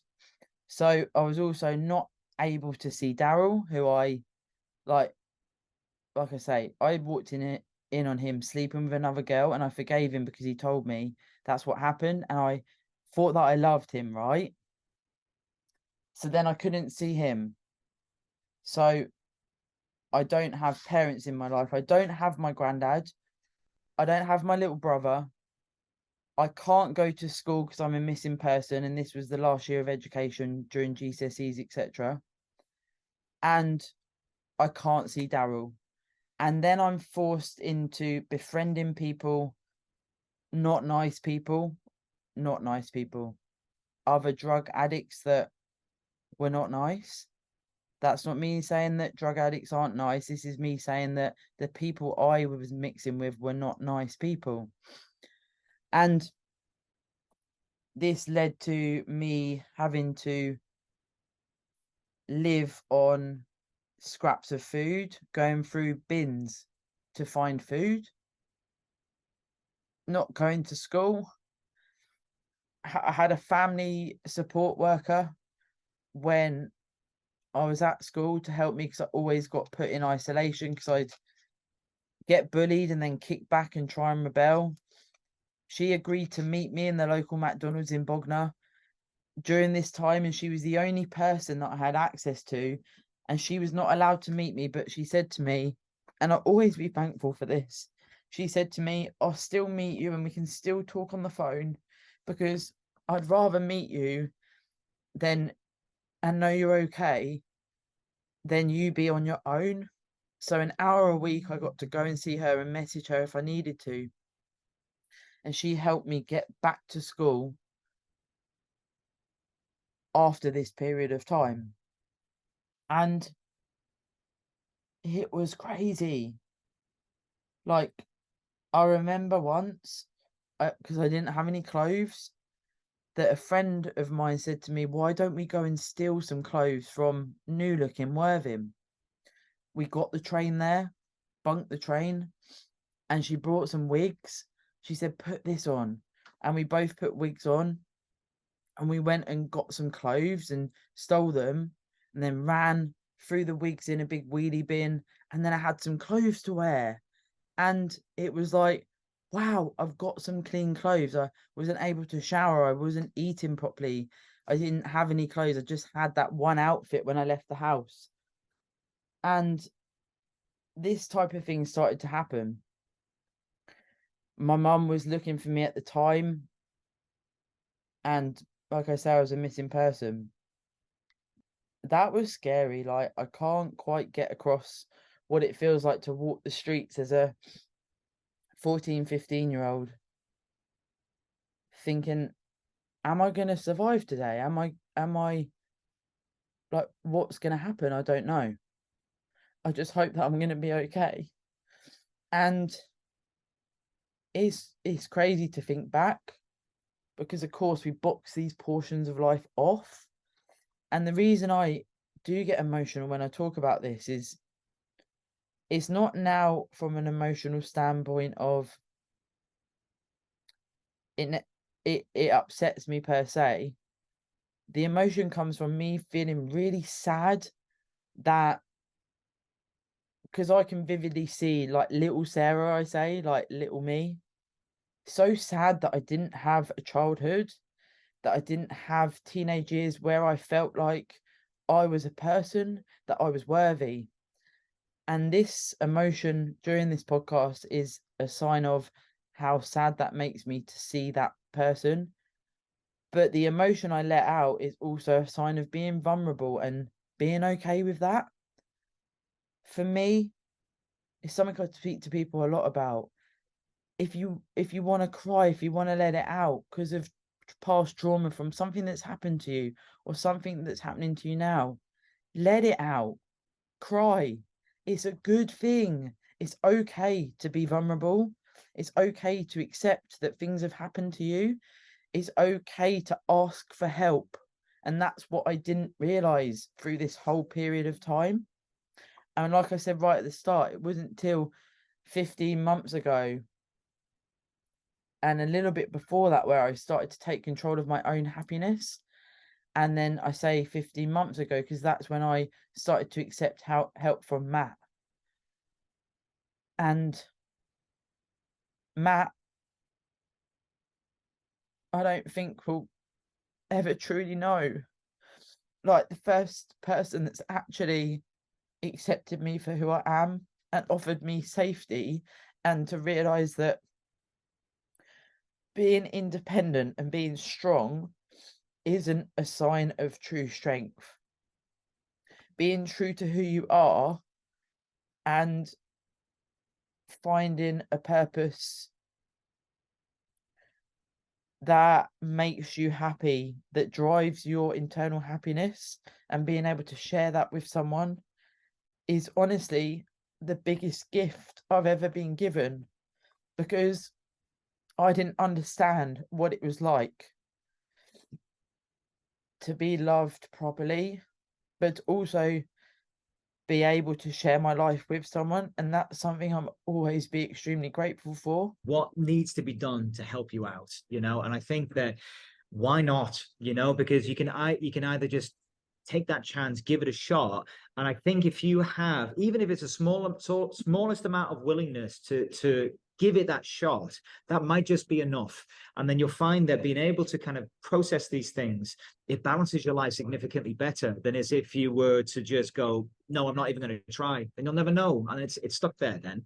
And like you said, you highlighted it perfectly. It's like, you know, first and foremost, if you feel you need help, you feel that something's not right, then that is reason enough to step forward and do something. You don't need to go any further in your thought patterns, you know, in your thought processes. Just go for it. Welcome back, guys, to the Beyond Condition podcast. Matt's waving, although this is a podcast. However, the YouTube views have gone up. So it's cool to see that people are watching the videos, and perhaps this will entice you to watch today's video. Now, Matt has made a decision this morning. He's currently wearing a, what do you call it? Rather fetching kimono piece. Kimono. Now, we live in Thailand, of course, and we actually purchased this before Thailand because I was like, wow, this is great with the tattoos, etc. But he also has a rave top, which is a bit of a Gucci vibe. Oh, yeah. And actually, our subject today is nutrition. Not my t-shirt choice. And what we're going to cover is relatable to the t-shirts, because nutrition is interchangeable depending on your goal, but also if your life changes, because we're certainly set in ways where we buy into a protocol or a goal, and then we can be quite scared to come away from that, or pressured to not come away from that. And Matt's actually done some posts talking about his recent changes of how you view bodybuilding and what that brings you in life. Now, because it's nutrition based, perhaps you could talk about your changes in your own nutrition and the focuses and how that aligns with what your goals are now. Yeah, for sure. I've changed my nutrition multiple times, as we do over the course of our lifting, physique development journey side of things. And a large part of that has been not just building my understanding of food, but also my relationship with food. And this is a big part of being tied into a thought process or mythology around nutrition. And you find, because people are quite tribal, they like camps, it's where, you know, religion, groups, even music, all of these things, it's like, I like this kind of music, and therefore I like these kind of people. It's the same in terms of nutrition. So I started off not knowing anything about nutrition. And then, of course, when you get into bodybuilding, you become a chicken, rice, and broccoli disciple. So when that happens, you believe that there are no other nutritional pathways other than the holy grails of the holy trinity of chicken, rice, and broccoli. And then I transitioned into if it fits your macros, which was through a coaching process. And there wasn't much other than basically, these are your calories and these are your macros. You can eat whatever you like in that. What did that bring about for you, though? This is why I listen to this pod, Sarah. And this is why I respect you so much as an athlete and as a person, because it takes a lot to make that emotional decision.